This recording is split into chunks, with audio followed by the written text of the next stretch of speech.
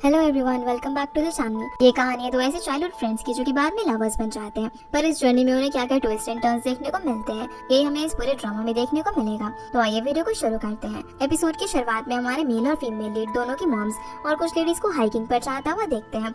यहाँ पर चलते चलते वो लोग अपनी स्किन केयर की बातें कर रही थी कि किसने फिलहाल अपनी स्किन को बेटर बनाने के लिए कौन सा ट्रीटमेंट करवाया है। पर स्योंगहो की मॉम को देखकर लग रहा था कि जैसे उन्हें सबके अंदर कोई खास इंटरेस्ट नहीं है, उनके हिसाब से नेचुरल ब्यूटी ही बेस्ट होती है। इससे हमें पता चलता है कि स्योंगहो और स्योकर्यो दोनों की मॉम्स की थिंकिंग दूसरे से काफी अलग है। रियो की मॉम बाकियों को बताती है कि हाइकिंग का जो आउटफिट है वो उनकी बेटी रियो ने यूएस से भेजा है, जो सुनकर स्योंग की मॉम कहती है कि मुझे तो गिफ्ट पसंद नहीं है, मेरे लिए तो मेरा बेटा खुद ही एक गिफ्ट है। फिर वो अपने बेटे की तारीफ करते हुए बताती है कि हाल ही में उसकी डिजाइन की हुई लाइब्रेरी को अवार्ड मिला है क्योंकि वो एक आर्किटेक्ट है, और उसकी तारीफ ने खुद प्रेसिडेंट ने की थी, जिससे हमें पता चलता है कि असल में स्योंग काफी अच्छा आर्किटेक्ट है। पर ये सब सुनकर रियो की मॉम बोलती है कि इसमें कौन सी बड़ी बात है, भला प्रेसिडेंट को कौन सा सारी दुनिया जानती है, जबकि मेरी बेटी ने तो दुनिया की सेकंड रिचेस्ट पर्सन के साथ ड्रिंक की थी क्योंकि वो बहुत ही रेप्यूटेड कंपनी में काम करती है। इसी तरह दोनों मॉम्स अपने बच्चे की काबिलियत को एक दूसरे को बताने में लग जाती है कि उनके बच्चे कितने ज्यादा स्पेशल है। पर उनके साथ में जो बाकी दो लेडीज होती है वो ये सब सुनने के लिए नहीं आई थी क्योंकि ये सब इनका रोज का हो गया था, इस वजह से उन्हें उनकी ये बातें याद हो गई थी।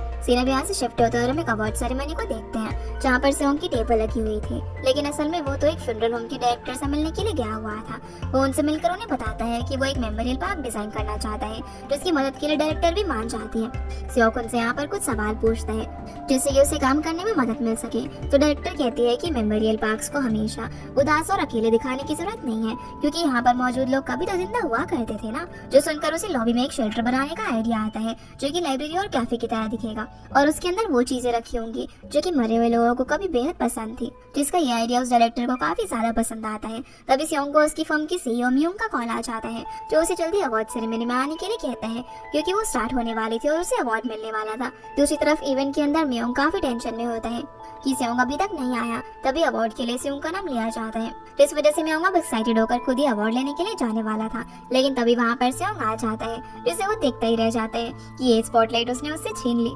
अवार्ड लेने के बाद स्योंग स्पीच में सभी को सिर्फ थैंक यू कहता है। म्योंग को लगता है कि वो अपनी स्पीच में उसका नाम लेगा, पर ऐसा कुछ भी नहीं होता। जब वो उसके रिमाइंड कराने पर उसकी फर्म का नाम लेकर उसे थैंक यू बोलता है।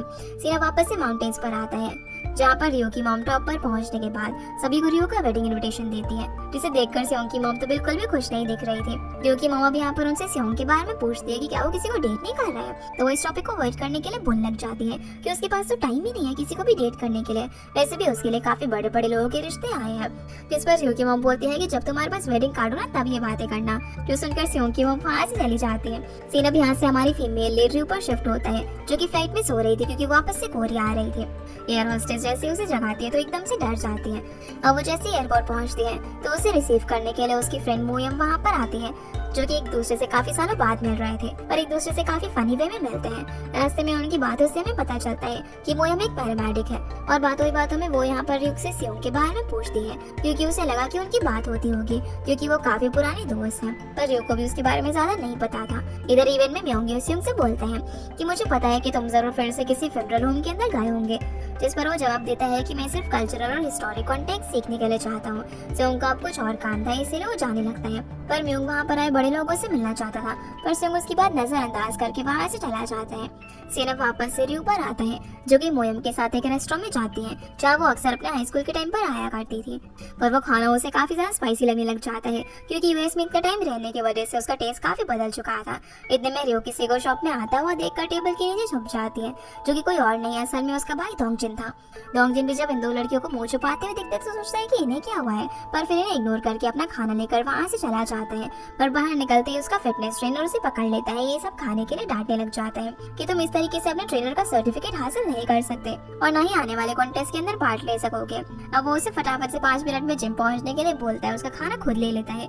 उसके जाने के बाद मोयम रियो से पूछती है कि क्या तुमने अपनी फैमिली को नहीं बताया कि तुम यहाँ पर आ रहे हो, तो रियो कहती है कि मैं उन्हें सरप्राइज देना चाहती हूँ ना, जो सुनकर मोयम को उसका सरप्राइज अच्छा करने के लिए एक आइडिया आता है। इसके बाद हम उन्हें तैयार होकर कुछ बैरर्स के साथ देखते हैं। मोयम का प्लान ये होता है कि वो रियो की मॉम के हाइकिंग से वापस आने से पहले घर को भी डेकोरेट करेंगे। लेकिन रियो यहाँ पर थोड़ी सी घबराई हुई थी। वो उसे प्रॉमिस मांगती है कि दिन के आखिर तक वो उसके साथ ही रहेगी, चाहे कुछ भी हो जाए। इतने में मोएम को एक इमरजेंसी कॉल आ जाता है, जिसकी वजह से उसे यहाँ से जाना पड़ता है।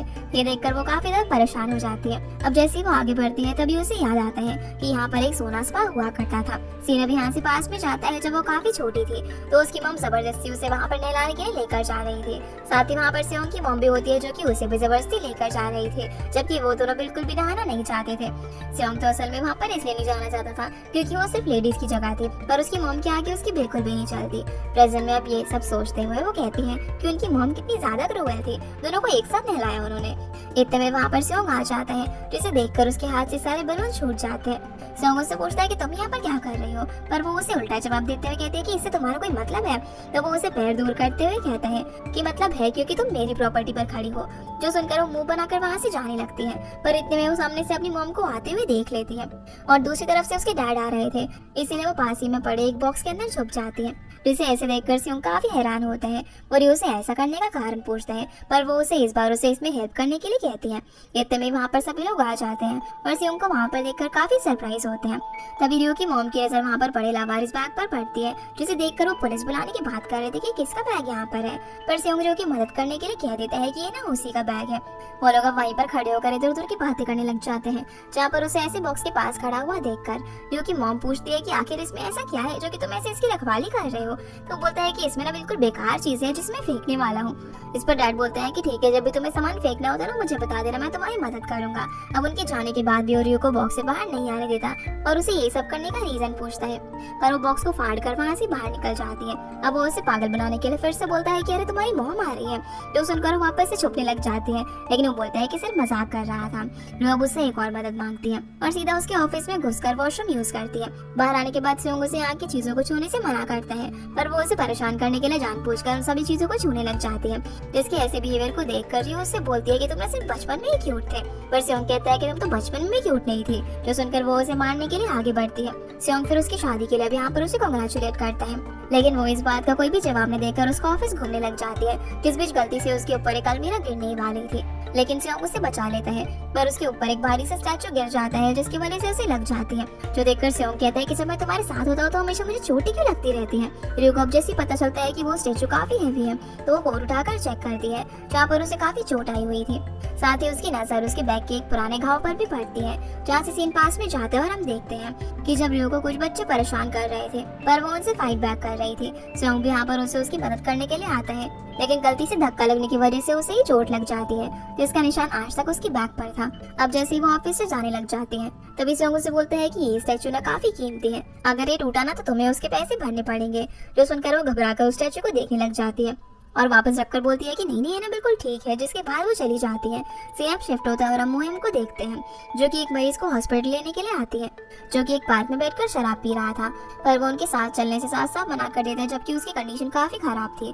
मोएम उसे साथ चलने की जिद करती है, पर वो वहाँ पर सोजो की बॉटल तोड़कर उस पर अटैक करने लग जाता है। जो देखकर कांग नाम का एक आदमी आगे बढ़ता है उसकी मदद करने के लिए, क्योंकि वो टाइक्वांडो में रेड बेल्ट था, पर वो जैसे उसकी तरफ बढ़ता है तो पैर फिसलने की वजह से नीचे गिर जाता है और उसके हाथ में छोटा सा कांच भी घुस जाता है। ये देखकर मोएम अब आगे बढ़ती है और एक किक मार के उस आदमी के हाथ से बॉटल को गिरा देती है और बताती है कि वो ब्लैक बेल्ट रह चुकी है। जो देखकर अब वो आदमी भी डर के मारे अपना इलाज कराने के लिए मान जाता है, लेकिन कांग यहाँ पर सिर्फ मोएम को देखता रह जाता है, क्योंकि वो उससे काफी इम्प्रेस हो चुका था। दूसरी तरफ सेओंग रियो के साथ घर की तरफ जा रहा था, क्योंकि वो दोनों पड़ोसी थे।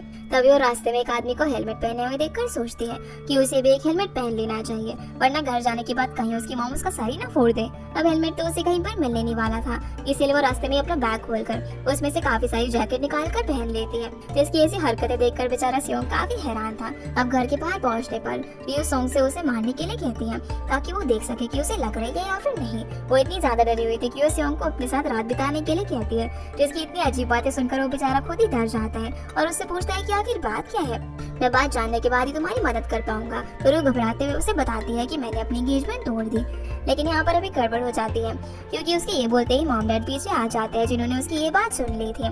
जो चीज जब उसे रियलाइज होती है तो बात को संभालने की कोशिश करती है, पर डैड तो बेचारे नीचे गिर जाते हैं और इस बात को एक्सेप्ट ही नहीं कर पा रहे थे, जिन्हें सेओंग के डैड किस तरीके से संभालते हैं। रियो की मॉम तो यहाँ पर काफी ज्यादा गुस्से में थी। वो उसे मारने के लिए आगे बढ़ती है, लेकिन सियोंग बीच में आकर उन्हें रोकता है। जिस मौके पर रियो अपनी मॉम को समझा रही होती है कि उसका फैसला ना बिल्कुल सही है। वो पूछती है कि आखिर उसने एंगेजमेंट क्यों तोड़ी, क्या उसके फियांसे ने कुछ किया था, पर वो मना कर देती है। और फिर हैरान होकर उससे पूछती है कि क्या उसने कुछ किया, जिस पर वो हाँ बोलती है। तो मॉम उससे पूछने लग जाती है कि क्या उसने चीट किया है उसके ऊपर। जिस बात पर जब वो कोई भी जवाब नहीं देती तो मॉम उसे फिर से मारने के लिए आगे बढ़ती है, पर इस बार वो बीच में खड़े सियोंग को ही मारने लग जाती है। जो देखकर सियोंग की मॉम बोलने लग जाती है कि अरे तुम मेरे बेटे को क्यों मार रहे हो, अपनी बेटी को मारो ना। लेकिन मॉम तो यहाँ पर काफी ज्यादा गुस्से में थी, यहाँ तक कि वो अपने हस्बैंड को भी गलती से मार देती है, जो सीन देखने में बहुत ही ज्यादा फनी था। तभी डैडी यहाँ पर मॉम से बोलते हैं कि हमें अपनी बेटी की साइड भी तो सुननी चाहिए ना, जिसके लिए मॉम मान जाती है। पर पहले रियो प्रॉमिस मांगती है कि वो उसे नहीं मारेंगे, तो वो प्रॉमिस कर देती है। तभी रियो एक और बम फोड़ देती है कि उसने अपनी नौकरी भी छोड़ दी है। इतने में पीछे से उसका भाई आ जाता है और ये सब बात सुनकर शॉक हो जाता है। डैड भी एक बार फिर से शॉक के मारे नीचे गिर जाते हैं, जिस वजह से मॉम फिर से उसे मारने के लिए आगे बढ़ती है। लेकिन इस बार भी पिटाई बेचारे सियोंग की हो जाती है। अपनी मॉम को इतने गुस्से में देखकर रियो अब सियोंग का हाथ पकड़कर वहाँ से लेकर भाग जाती है। जहाँ से हमें उन्हें बचपन का सीन दिखाया जाता है कि वो लोग खेल खेल के अंदर भी इसी तरीके से एक दूसरे का हाथ पकड़ के भागा करते थे। दोनों मॉम से बचते हुए एक जगह पर जाकर बैठ जाते हैं, पर वो भागते हुए इतना थक गई थी और इतने जैकेट पहनने की वजह से उसे काफी गर्मी भी लग रही थी। वो सियोंग को आगे करके उन सभी जैकेट्स को उतार देती है, जो सुनकर वो बोलने लग जाता है कि तुमने कितने कपड़े पहने हैं, ऐसे तो एक डॉल होती है ना, जिस डॉल के अंदर एक और डॉल होती है। सियोंग अब उससे बोलता है कि तुमने अपनी मॉम से ये क्यों कहा कि तुमने चीट किया है, आखिर ऐसा क्या हुआ कि तुम्हें अपनी लाइफ के इतने बड़े 2 डिसीजन लेने पड़े। सियोंग अब यहाँ पर उसे एक डॉल से कंपेयर करता है, जो सुनकर वो खुश हो रही थी, लेकिन वो उसे बोलता है कि तुम ना एक भूतिया डॉल हो। अब यहाँ पर रियो से बताती है कि उसकी लाइफ काफी ज्यादा ओवरहीट हो चुकी थी, पहले पढ़ाई फिर नौकरी फिर शादी, इतनी ज्यादा प्रेशर में आने की वजह से कहीं वो अपना करेज ना खो दे, इसीलिए उसने वापस आने का फैसला करा। तभी वहाँ पर एक कपल आ जाता है जो कि उनसे फोटो क्लिक करने के लिए हेल्प मांगते हैं। फोटो क्लिक होने के बाद वो भी इन्हें कपल समझकर पूछते हैं कि क्या वो इनकी फोटो क्लिक कर ले, लेकिन वो लोग इनकी गलतफहमी दूर कर देते हैं कि ये लोग कपल नहीं है, बस हमारी मॉम्स आपस में फ्रेंड है, इसीलिए हम एक दूसरे को जानते हैं। उनके जाने के बाद सियोंग को दोंगजिन का कॉल आ जाता है, जिसे उठाने से रियो मना करती है, पर वो उसकी बात कहाँ मानने वाला था। दोंगजिन यहाँ पर सियोंग से कहता है कि मॉम चाहती है कि रियो घर पर वापस आ जाए, वो उसे नहीं मारेंगी। ये बात जैसे ही सियोंग रियो को बताता है तो उसे तो यकीन ही नहीं होता कि उसकी मॉम इतनी जल्दी शांत हो गई, पर वो उसे कहता है कि फिर मैं भी तुम्हारे साथ चलता हूँ, क्योंकि तुमसे ज्यादा ना वो मुझे मानती है। इधर सीन मोई ऊपर आता है, जो कि उस पेशेंट को हॉस्पिटल पहुंचाने के बाद वहाँ से जाने लगती है, पर तभी वहाँ पर कांग आ जाता है, जैसे बीच में गिरने से चोट लग गई थी। वो यहाँ पर मोयम से उसका नाम पूछने की कोशिश करता है, लेकिन वो बिना उसे भाव दिए वहाँ से चली जाती है। तभी वो देखता है कि जिस पेशेंट को वो यहाँ पर लेकर आई थी, उसके लिए वो कुछ ग्लूकोज कैंडी छोड़ कर गई थी, और साथ ही एक नोट भी था जिसमें लिखा हुआ था कि वो अपने अच्छे से ख्याल रखे। जिन बातों को स्माइल करते हुए अपनी डायरी के अंदर नोट कर लेता है। दूसरी तरफ सियोंग और रियो जैसे ही घर पहुंचते हैं, तभी रियो देखती है कि मॉम रो रही है, जिन्हें वो संभालने के लिए उनके पास जाती है, लेकिन जैसे ही मॉम उठती है तो देखती है कि उनके पास तो एक स्टिक होती है।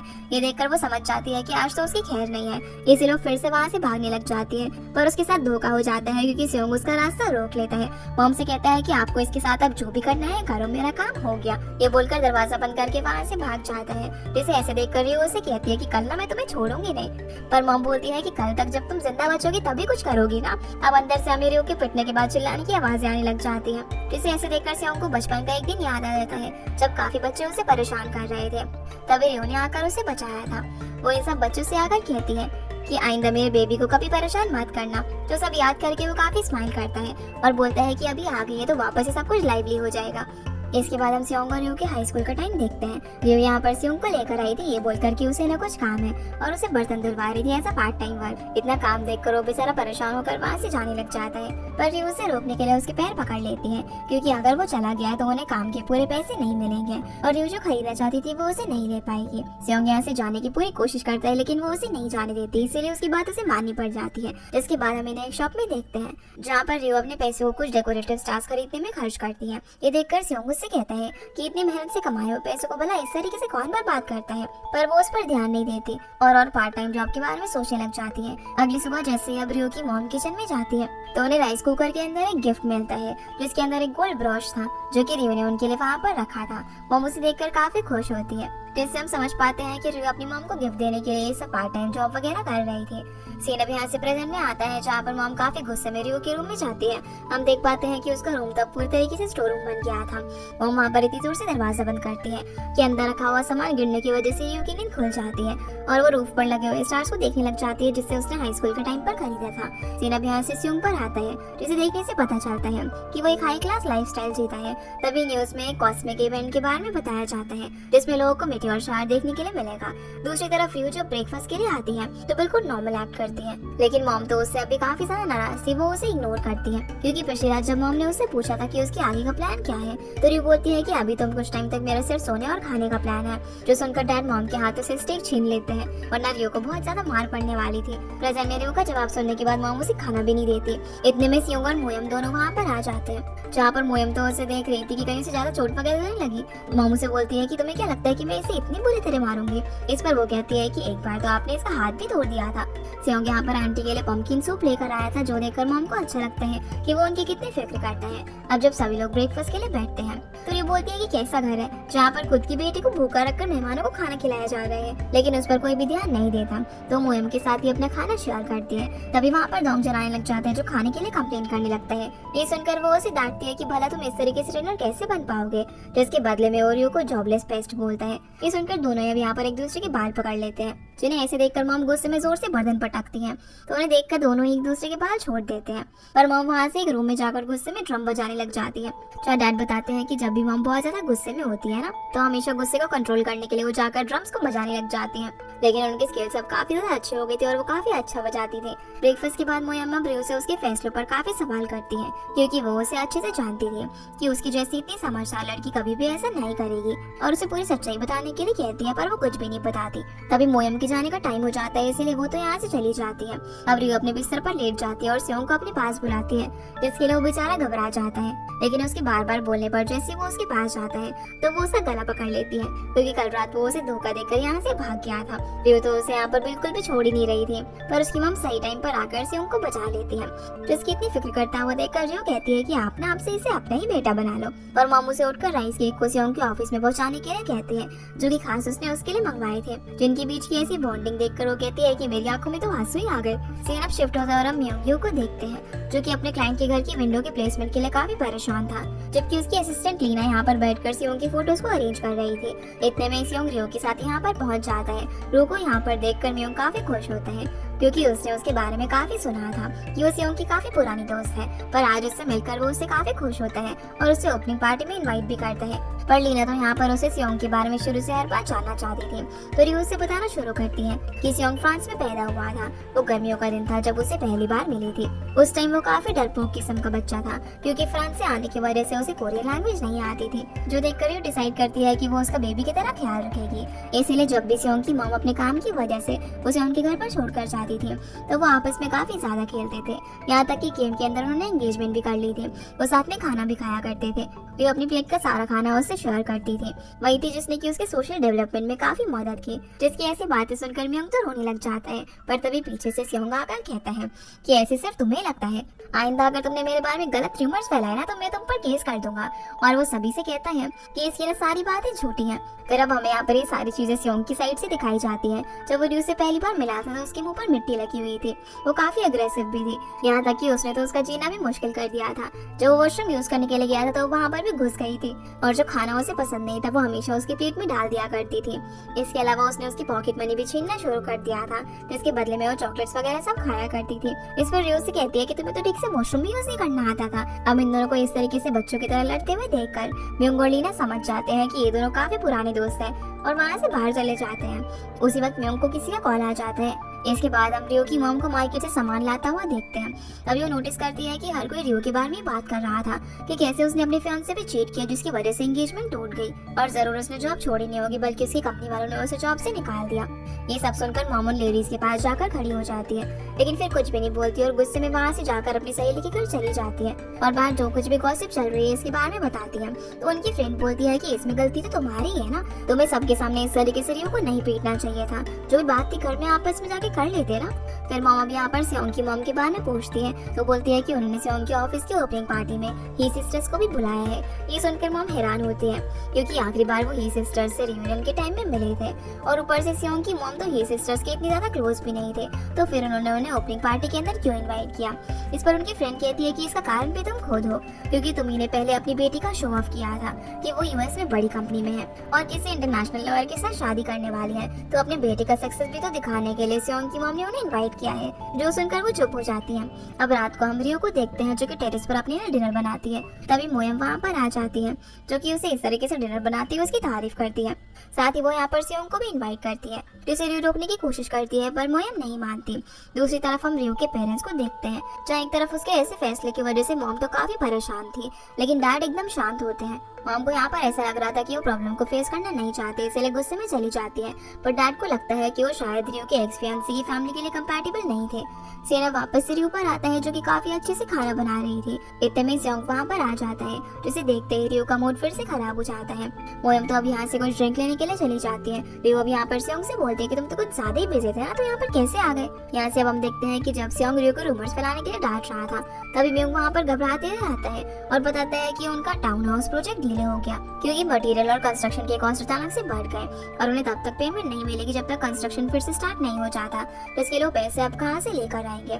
इस बात से वो दोनों काफी परेशान हो जाते हैं। अब इधर बातें करते हुए रियो खाना जला देती है तो देखकर सियोंग खुद बनाने के लिए आगे आता है, लेकिन वो उसे रोकते हुए कहते हैं कि तुम्हें क्या लगता है मुझे कुकिंग नहीं आती। वो उसे अपने कुकिंग चैलेंज दिखाने वाली होती है कि तुम कब तक अपने पेरेंट्स और मोयम से सच छुपा कर रखोगी। तुमने जो कुछ भी किया उसका कारण पूछने के लिए मॉम तुमसे बार बार सवाल करती रहेंगी, इसीलिए तुम्हें अपनी मॉम को बताने में ज्यादा देर नहीं करनी चाहिए। जिसकी ऐसी बातें सुनकर रियो उसके पास जाकर बैठ जाती है और एक बार फिर से उसका गला पकड़ लेती है क्योंकि उसे लग रहा था कि उसकी मॉम ने उसे जासूसी करने के लिए यहाँ पर भेजा है। अगले दिन हम मॉम को देखते हैं जो कि रियो के एक्स फियांसे को फोन करके एंगेजमेंट टूटने का कारण पूछती है, लेकिन वो उनका फोन ही नहीं उठाता। उसी वक्त उनके सामने अचानक से रियो आ जाती है तो वो अपना फोन छुपाकर फटाफट से किचन में जाती है, जहाँ उन्हें पता चलता है कि रियो भी ओपनिंग पार्टी में जाने वाली है। जिस बीच वो बहाना करके फटाफट से उनका फोन ले लेती है। अब उसे ये देखकर काफी बुरा लगता है कि मॉम उसके एक्स फियांसे को कॉल कर रही थी। वो मॉम से बोलती है कि अब उनके बीच में कुछ भी नहीं है, तो उसे फोन करने की जरूरत नहीं है और उसका नंबर डिलीट करके वहाँ से चली जाती है।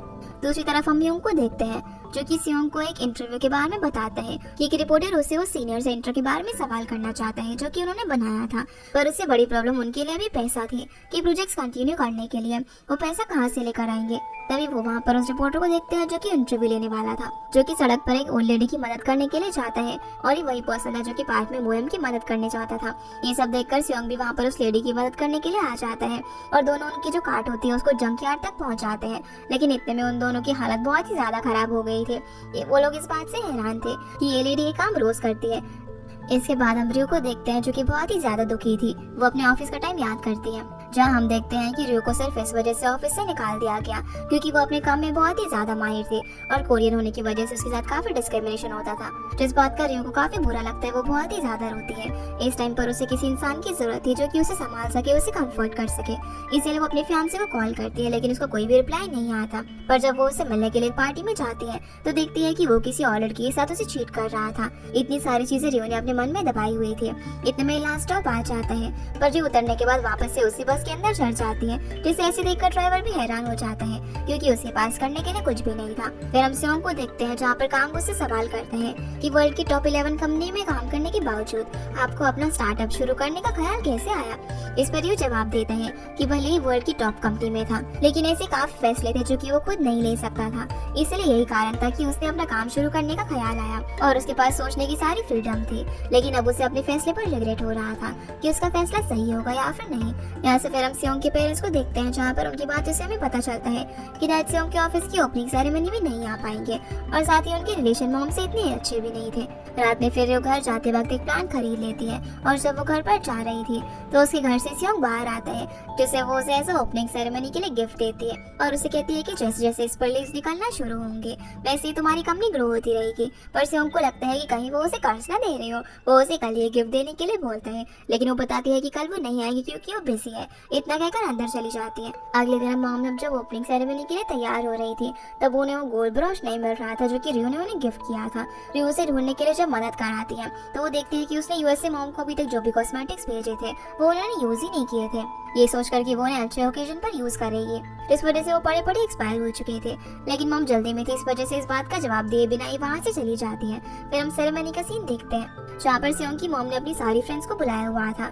लेकिन जब सभी खाना खाने के लिए बैठते हैं तभी वो लोग सेयोंग की सक्सेस की बात की जगह मॉम से रियो की शादी के बारे में बात कर रहे थे, क्योंकि रियूनियन के टाइम पर उन्होंने इस बारे में काफी बात की थी कि शादी इतनी ग्रैंड होगी और ये सारी चीजें। पर जब सभी को इस बात का पता चलता है कि शादी टूट चुकी है तो मॉम से तरह तरह की बातें करने लग जाते हैं, जो देखकर सेयोंग की मॉम बात संभाल लेती है कि अभी हम ऐसे टाइम में जी रहे हैं जहाँ पर माइंड चेंज करना कोई गलत बात नहीं है। दूसरी फ्रेंड भी बोलती है कि हाँ, बाद में डिवोर्स लेने से तो अच्छा ही है कि पहले अच्छे से सोच लो, जिनकी ये बातें सभी को भी सही लगती है। इधर सेयोंग के डर वहाँ पर नहीं आए थे, इसलिए वो उससे फोन पर ही बात कर रहे थे। जिससे बात करने के लिए वो बाहर जाता है, तभी वो वहाँ पर रियो को देखता है। अंदर मॉम जब वॉशरूम में होती है तभी वो अपनी पुरानी फ्रेंड्स को अपने बारे में बात करता हुआ सुनती है, जहाँ वो उनकी पीठ पीछे उनकी बुराई कर रहे थे कि जितना रियो की मॉम अपनी बेटी को कामयाब समझ रही थी उतना ही वो उल्टा निकली। ये सब सुनकर मॉम को वैसे तो काफी गुस्सा आता है, पर वो खुद को किस तरीके से कंट्रोल करती है।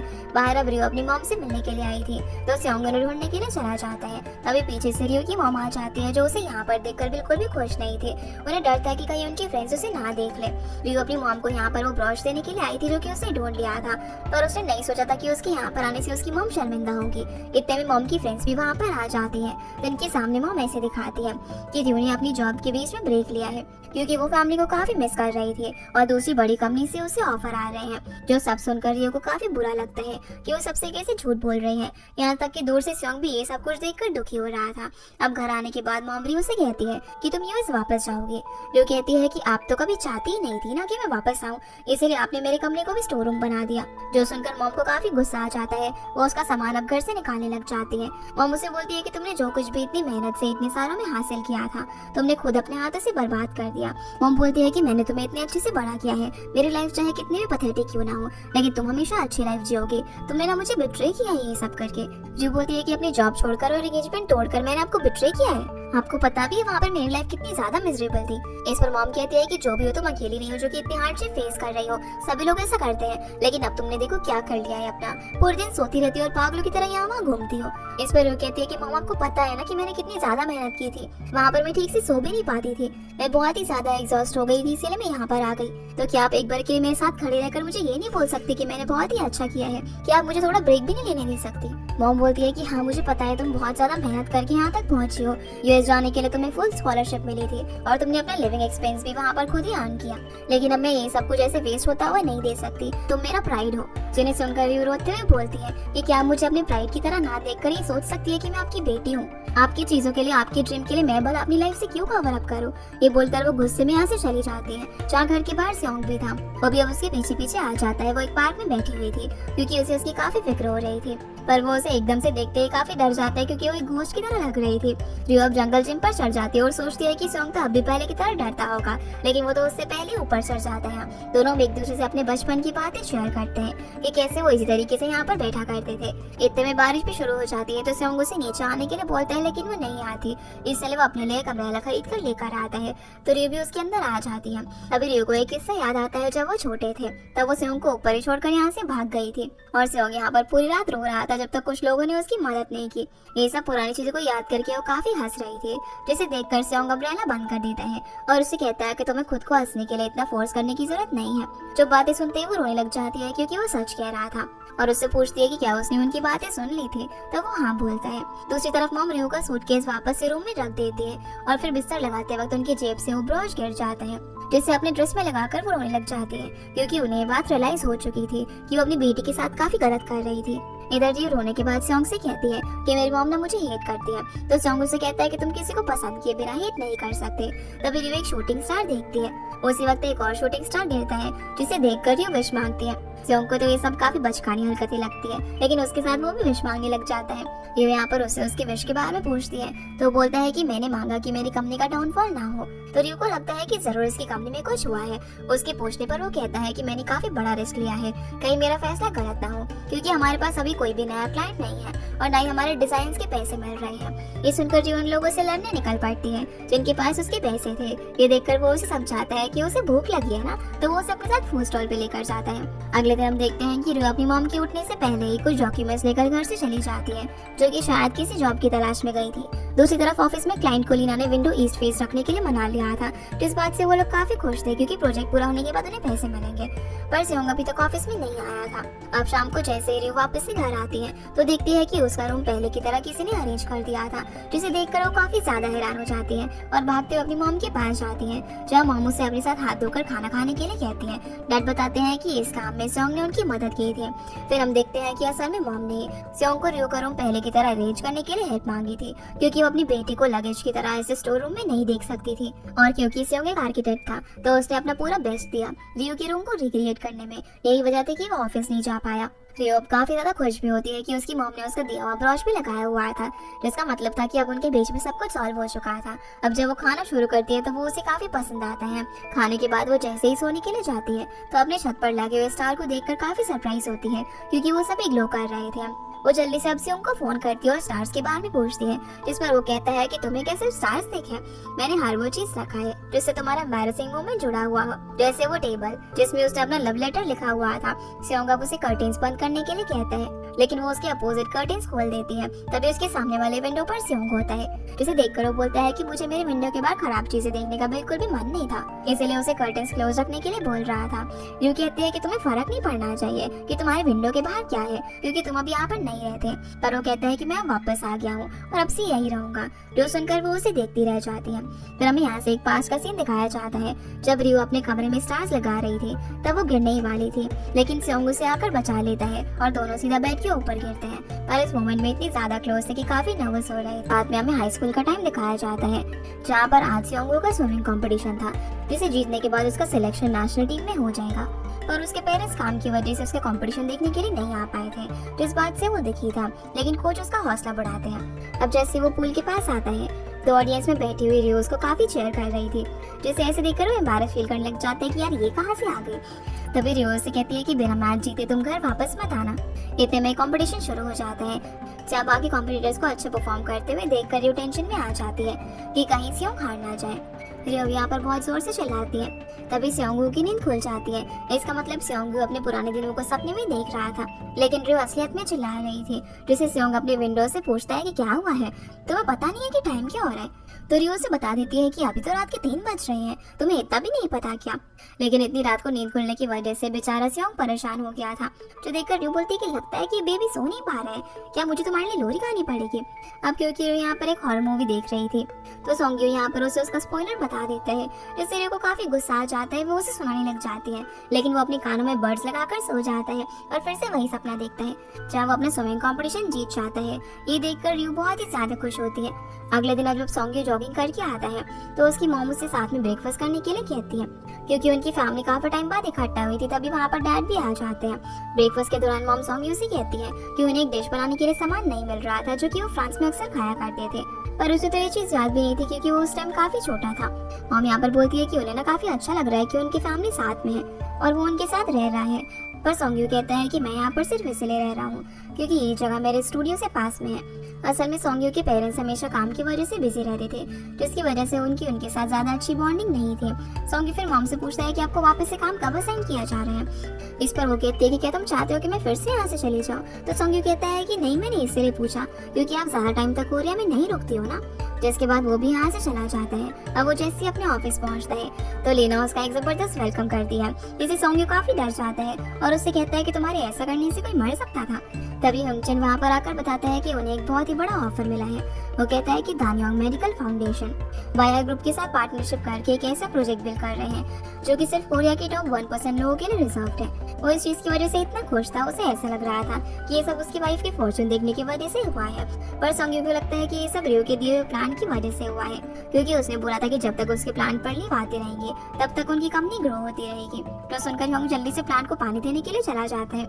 उसी वक्त सोंग्यो इंटरनेट पर एक जिम के रीमॉडलिंग कंपटीशन को देखता है और कहता है कि वो ये करना चाहता है। सीन अब शिफ्ट होता है और हम रियो को देखते हैं, जो कि उठने के बाद जब नीचे आती है तो उसके घर में कोई भी नहीं था। उसकी नजर टेबल पर रखी हुई खाने पर जाती है, जिस पर उसकी मॉम ने नोट भी लिखा हुआ था कि ये उसके लिए बनाया हुआ है, वो इसे गर्म करके खा ले। जहाँ पर अपनी मॉम का ये नेचर देखकर वो काफी ज्यादा खुश होती है। दूसरी तरफ रियो के पेरेंट्स अपने रेस्टोरेंट में काम कर रहे थे क्योंकि उन्हें एक बहुत ही बड़ा खाने का ऑर्डर मिला था जिससे वो काफी खुश थे। तभी डैड मॉम से पूछते हैं कि क्या तुमने रियो को पूरी तरीके से माफ कर दिया है। मॉम कहती है कि ये रियो में जूलियट डिफेक्ट है। डैड इसका मतलब पूछते हैं तो मॉम कहती है कि हमें अपने बच्चों को जितना कंट्रोल करने की कोशिश करेंगे वो उतने ही हमारे खिलाफ होंगे। इधर रियो घर पर अपना अनएम्प्लॉयमेंट शेड्यूल बनाती है कि कितने बजे उसे क्या करना है। उसके हिसाब से वो कभी गेम खेलती है तो कभी टेरेस पर धूप खाने के लिए जाती है। फिर वो टीवी देखती है, लेकिन ये सब करने की वजह से वो इतनी ज्यादा बोर हो जाती है, इसलिए वो सोंग्यो को फोन करती है जो कि काम में बिजी था। वो उसे बोलता है कि जिन लोगों के पास काम होता है उन्हें वीकेंड्स पर भी काम करना पड़ता है। ये बोलकर फोन रखने वाला था, पर रियो उसे कहती है कि मेरे शेड्यूल के हिसाब से मुझे 6 से 8 कॉमिक बुक्स पढ़नी है तो तुम मेरे साथ चलना, लेकिन वो उसे मना करके फोन रख देता है। इसलिए रियो बुक स्टोर पहुंचने के बाद वहाँ पर मोएम को बुला लेती है क्योंकि वही उसकी एक दोस्त थी जो कि उसे कभी भी मना नहीं करती थी। उसे देखकर रियो समझ जाती है कि वो काम से काफी थक चुकी है, तो उससे पूछती है कि उसे क्या पढ़ना है, रोमांस, कॉमेडी या फिर हॉरर। पर वो बोलती है कि उसे ना कुछ रेड पढ़ना है। शॉप के अंदर रेड बुक्स अडल्ट स्टोरीज को कहते हैं। तो रियो यहाँ पर उसे एक बुक सजेस्ट करती है जो कि उसने पहले पढ़ी थी। उसे ये भी कहती है कि हम अपने नेबरहुड में ही है, तो जब आसपास कोई ना हो तब तुम उसे उठाना। लेकिन मोयम का मतलब रेड से यहाँ पर ब्लड था, जैसे कि कोई क्राइम वगैरह की स्टोरी। इतने में सोंग्यो भी वहाँ पर आ जाता है जिसे रियो इग्नोर करने लग जाती है क्योंकि उसने यहाँ पर आने से पहले उसे मना कर दिया था। पर वो कहता है कि मैं यहाँ पर तुम्हारे लिए थोड़ी आया हूँ, मुझे बस एक बुक चाहिए थी इसीलिए आया हूँ। ये बोलकर वो प्रिंसेस नाम की बुक को उठा लेता है, जिसका ऐसा टेस्ट देखकर दोनों ही हैरान हो जाते हैं। पर वो कहता है कि तुम दोनों इस तरह साथ रहा करो जिससे इन लोगों को कम परेशानी होगी। जो सुनकर रियो धीरे से मोयम से बोलती है कि ये जब भी आता है लड़ाई के मूड में ही आता है। अब बुक स्टोर से बाहर आने के बाद रियो उन दोनों से आगे का प्लान पूछती है क्योंकि 8 से 10 उसका फ्री टाइम था, लेकिन उन दोनों को ही काम था। मोयम को एक सर्टिफिकेशन के लिए पढ़ाई करनी थी और रियो को काम की वजह से ऑफिस वापस जाना था, इसलिए वो दोनों उसे अकेला छोड़कर चले जाते हैं। जिससे कि रियो गुस्से में चिल्लाने लग जाती है कि हाँ, पूरे देश का भविष्य तुम्हारे ऊपर ही तो है ना। लेकिन वो लोगों को कोई भी असर नहीं पड़ता। अगले दिन हम दोनों मॉम को बाकी फ्रेंड्स के साथ में देखते हैं, जहाँ पर उनमें से एक लेडी बाकी सभी के लिए फ्लावर्स लेकर आई थी, जिसे देखने के बाद सभी काफी खुश हो जाते हैं। वो लेडी यहाँ पर सजेस्ट करती है कि उन्हें भी ना अपने ग्रुप का नाम कुछ अच्छा सा रखना चाहिए जो कि एलिगेंट सुनाई दे। अब क्योंकि उनके हाथ में लेवेंडर फ्लावर्स थे, इसलिए वो अपने ग्रुप का नाम लेवेंडर रखने का डिसाइड करते हैं और उन फ्लावर्स को अपने ग्रुप की प्रोफाइल पिक्चर लगा देती है। जो चीज जब रियो देखती है तो डैड से बोलती है कि मॉम ओल्ड हो रही है, ये सब क्या कर रही है। पर पीछे से मॉम आ जाती है, कहती है कि अपनी मॉम को पीठ पीछे ऐसे कह रही हो। अब क्योंकि उन्हें 100 रोल्स बनाने थे, जिसकी वजह से वो जल्दी से काम में लग जाती है। रियो भी उनकी मदद करना चाहती है, लेकिन मॉम उसे मना कर देती है। इतने में वहाँ पर एक कस्टमर आती है, जिसे देखकर रियो काफी ज्यादा खुश हो जाती है और अपने मॉम डैड को बताती है कि ये उसकी हाई स्कूल की टीचर है, जिससे मिलकर वो लोग भी काफी खुश हो जाते हैं। टीचर भी अब उन्हें एक बड़ा सा ऑर्डर देती है, लेकिन वो उसे अकेले नहीं ले जा सकती थी, इसीलिए रियो ऑर्डर ले जाने में उनकी मदद करती है। रास्ते में बात करते हुए उसे पता चलता है कि टीचर अब प्रिंसिपल बन गई है। अब उनको तो यहाँ पर लगता है कि रियो अपनी जॉब से यहाँ पर वेकेशन लेकर आई है। वो उसे ये भी बताती है कि सभी टीचर्स उसकी यहाँ पर काफी बातें करते हैं क्योंकि वो यूएस की सबसे बड़ी कंपनी ग्रेप में काम करती है। जो सुनकर रियो इतनी ज्यादा नर्वस हो जाती है कि उन्हें सच नहीं बता पाती है, उसने जॉब छोड़ दी है। अब स्कूल पहुंचने पर रियो सुंग्यो को देखती है, जिसके बाद ये तीनों अब साथ में बैठे हुए थे और पता चलता है कि सुंग्यो ने स्कूल के जिम रीमॉडलिंग और बिल्डिंग डिजाइन कंपटीशन में पार्ट लिया है। लेकिन रियो को लगता है कि वो यहाँ पर मैडम को मक्खन लगाने के लिए आया है ताकि उसके जीतने के चांसेस बढ़ जाए। पर टीचर बोलती है कि विनर चूज करने की अथॉरिटी मेरे पास नहीं है। जहाँ पर अब रियो को इस तरीके से कम्पीट करता हुआ देखकर वो बोलती है कि वो तो बिल्कुल भी नहीं बदले। फिर वो उनसे पूछते हैं कि आफ्टरनून में फ्री कौन है। सुंग्यो तो मना करते हुए बोलता है कि उसे साइड विजिट करने के लिए जाना है। तो टीचर अब रियो से कहती है कि तुम यहाँ पर आए हो तो तुम्हें बाकी बच्चों से बात करनी चाहिए ताकि उनके लिए एक एग्जाम्पल बन सको। जो सुनकर सुंग्यो समझ गया था कि रियो तो फंस चुकी है, इसीलिए वो तो यहाँ से चुपचाप निकल जाता है और रियो स्टूडेंट से मिलने के लिए मना भी नहीं कर पाती।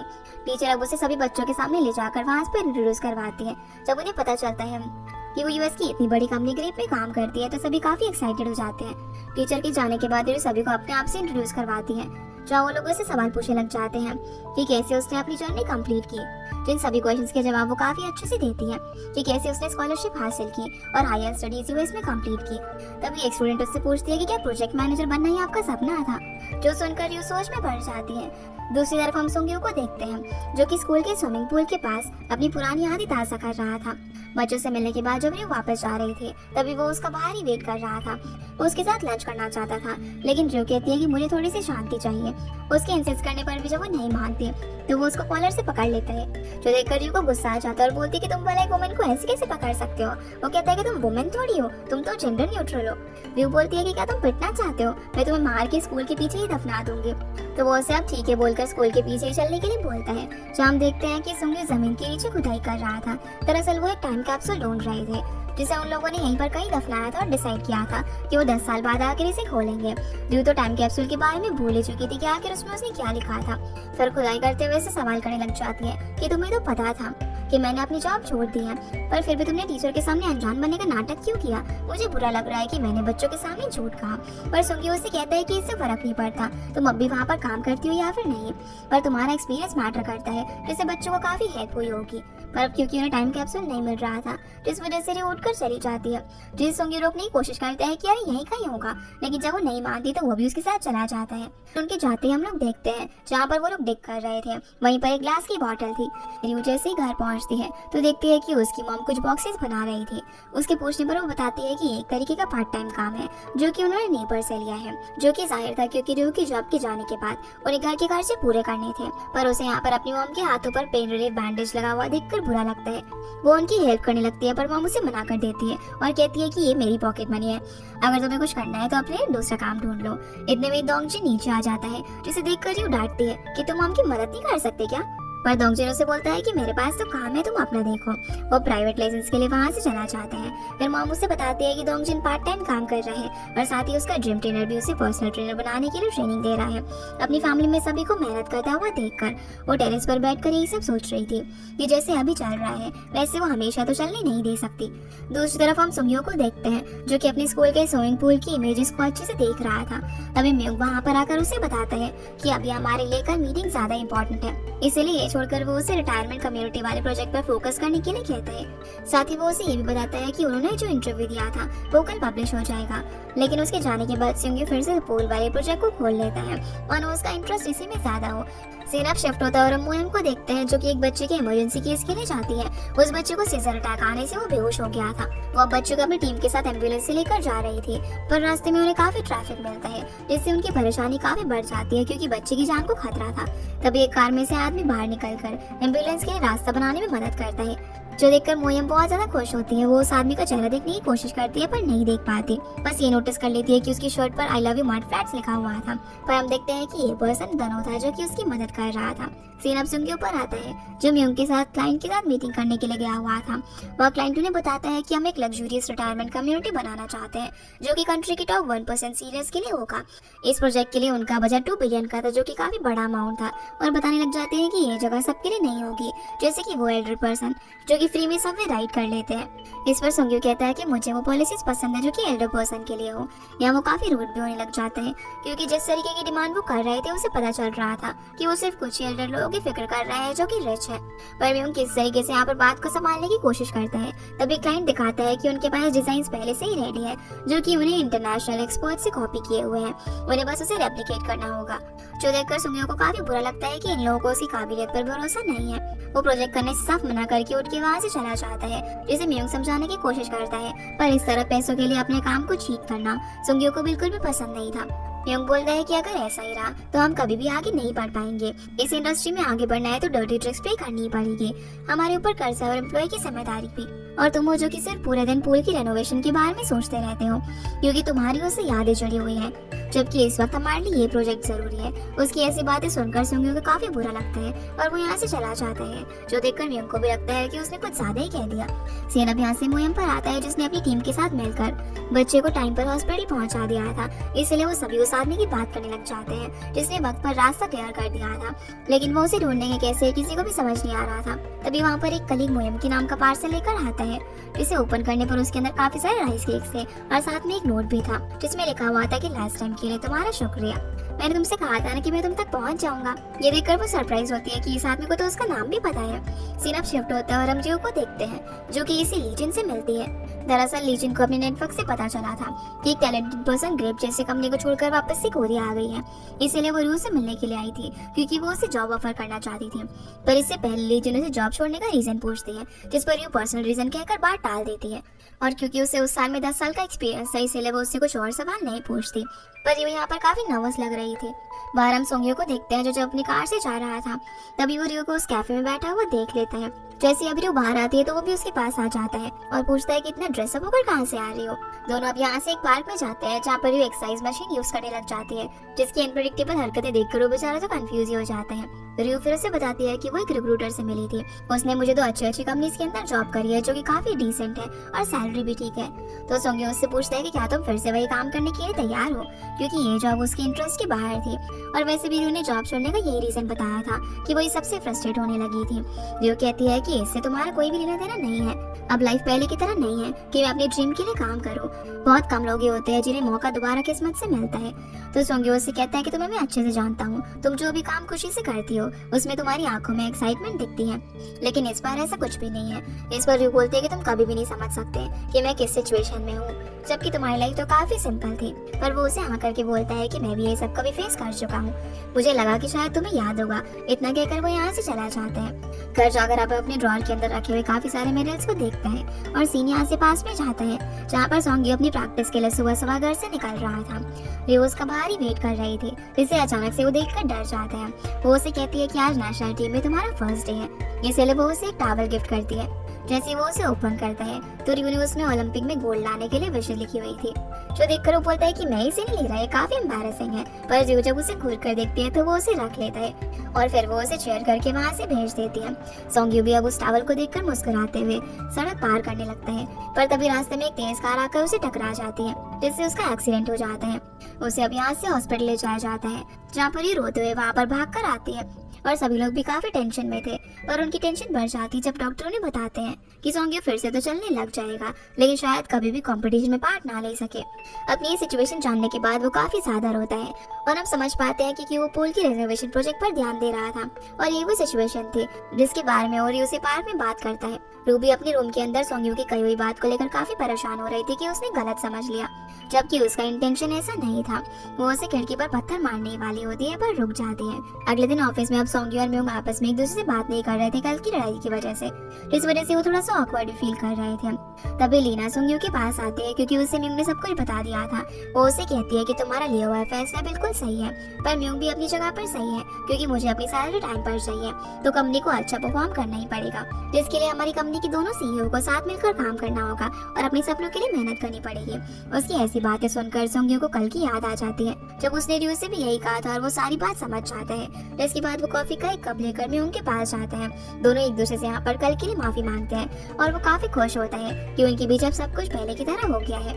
इधर हम रियो को देखते हैं जो कि उस दिन को याद कर रही थी जब क्लास में बच्चों ने उससे उसके सपनों के बारे में पूछा था, जिस पर उसने जवाब देते हुए कहा था कि मैंने उस टाइम हमेशा यही सोचा था कि लोग मुझे कैसे देखेंगे, जैसे मैं चाहती थी कि मेरी मॉम को मुझ पर प्राउड हो, सब लोग मुझसे इम्प्रेस रहे। लेकिन आज उसे अपना फैसला गलत लगता है कि उसने अपने बारे में कभी सोचा ही नहीं, हमेशा दूसरों के बारे में सोचा। अगले दिन अब हम मोएम को देखते हैं जो कि उठने के बाद जब नीचे आती है तो उसकी मॉम उसे राइस केक देते हुए बताती है कि हमारे नए पड़ोसी ने दिया है और इनका ये नया पड़ोसी कोई और नहीं बल्कि रिपोर्टर धनु था। उसी रात हम प्रिंसिपल को देखते हैं जो कि अपना गार्बेज डंप कर रही थी। तभी उन्हें कुछ आवाज आती है। जब वो उस आवाज को फॉलो करती है तो वहाँ पर जमीन खोद कर टाइम कैप्सूल ढूंढ रही थी, लेकिन वो दोनों ही अचानक से एक दूसरे को देखकर काफी डर जाते हैं। टीचर अब उसे अपने घर लेकर जाती है चाय पिलाने के लिए और उससे पूछती है कि तुम क्या ढूंढ रही थी, तो उन्हें टाइम कैप्सूल के बारे में बताती है, जिसे देखकर वो कुछ जवाब जानना चाहती थी। वो उन्हें फिर अपनी जॉब छोड़ने का सच भी बता देती है कि अब वो यूएस में काम नहीं करती है और मुझे तो ये भी नहीं पता कि ये फैसला मेरा था या फिर मैंने प्रेशर में लिया था। टीचर बोलती है कि इतना टाइम बच्चों को पढ़ाने से मुझे ये तो समझ में आ गया है कि बच्चे हमेशा बढ़ते रहते हैं, फिर चाहे मैं उन्हें कुछ चीज सिखाऊं या फिर नहीं, वो कैसे भी अपना रास्ता ढूंढ ही लेते हैं। इसलिए तुम अपना माइंड चेंज मत करो, अपने फैसले पर भरोसा रखो और आगे बढ़ो। जिनकी ये बात रियो समझ जाती है। मैम उसे अब यहाँ पर बताती है कि इस वक्त सोंगियो पूल एरिया में है, तो तुम्हें उसे जाकर मिलना चाहिए।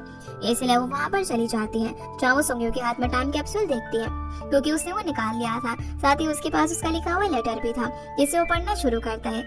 उस लेटर में उसने अपनी बार की तारीफ की हुई थी अब जैसे वो उसे आगे पढ़ रहा था तो वो उसे रोकने के लिए उसके पीछे भागती है, लेकिन वो उसे पढ़ना बंद ही नहीं करता। उसने लिखा हुआ था कि स्कूल लाइफ है ना एक जेल की तरह है और स्कूल का काम पनिशमेंट है जहाँ से मुझे ग्रेजुएशन देने के बाद रिलीज किया जाएगा। ये पढ़कर संजू कहता है कि तुम्हें तो इसे जमीन के अंदर ही रहने देना था, अगर किसी के हाथ ही लग गया तो जरूर इसे बुक में छापेगा। अब क्योंकि रियो उसके पीछे भागना बंद नहीं कर रही थी इसलिए वो पानी में कूद जाता है क्योंकि रियो को स्विमिंग नहीं आती थी। वो उसे बताता है कि आज एक्सीडेंट के बाद वो पहली बार पूल के अंदर आया था, जिससे उसे काफी अच्छा लग रहा है कि देखकर वो उनकी पिछली बातों के लिए उसे माफी मांगती है कि वो सब उसे नहीं कहना चाहती थी। पर सोंगी उसे उन दिनों की याद दिलाता है जो वो एक्सीडेंट के बाद बेड रेस्ट पर था। उसने अपने आप को रूम में बंद कर लिया था। जब रियो उसके साथ कॉमिक्स पढ़ने के लिए आती है तो वो उसे अपने रूम से बाहर निकाल देता है, पर कुछ देर बाद वो फिर से अंदर आ जाती है क्योंकि उसे पता था कि चाबियां कहाँ पर रखी है। रियो उसका ख्याल रखना चाहती थी ताकि उसे अकेला फील ना हो। वो उसके लिए डिशेस भी बनाना चाहती थी, पर वो उससे कीज लेकर उसे बाहर निकाल देते हैं। फिर जब एक रात सोंगी चैन से सो रहा था तभी उसे खिड़की पर कुछ आवाज आती है। जब वो देखता है तो रियो सीढ़ी से ऊपर आ रही थी। जैसे रियो अचानक से सोंगी को देखती है तो वो गिरने वाली थी, पर वो उसे पकड़कर बचा लेता है। अंदर आकर रियो अब जोर जोर से हंसने लग जाती है, पर सोंगी उससे लड़ने लग जाता है, जिस वजह से उनकी आपस में काफी बहस हो जाती है। सोंगी उस पर काफी गुस्सा कर रहा था और कहता है कि तुम तो कभी समझ ही नहीं पाओगी कि मैं कैसा फील कर रहा हूँ। जब उसकी सारी भड़ास निकल जाती है तो रियो उससे पूछती है कि अब उसे कैसा लग रहा है, क्योंकि ऐसी लड़ाई वो उसे सिर्फ उसका मन हल्का कराने के लिए कर रही थी। फिर वो अपने बैग से एक एक्स निकाल लेती है, जिसे देखकर वो काफी डर जाता है कि ये उसने अपने साथ क्यों रखा हुआ है।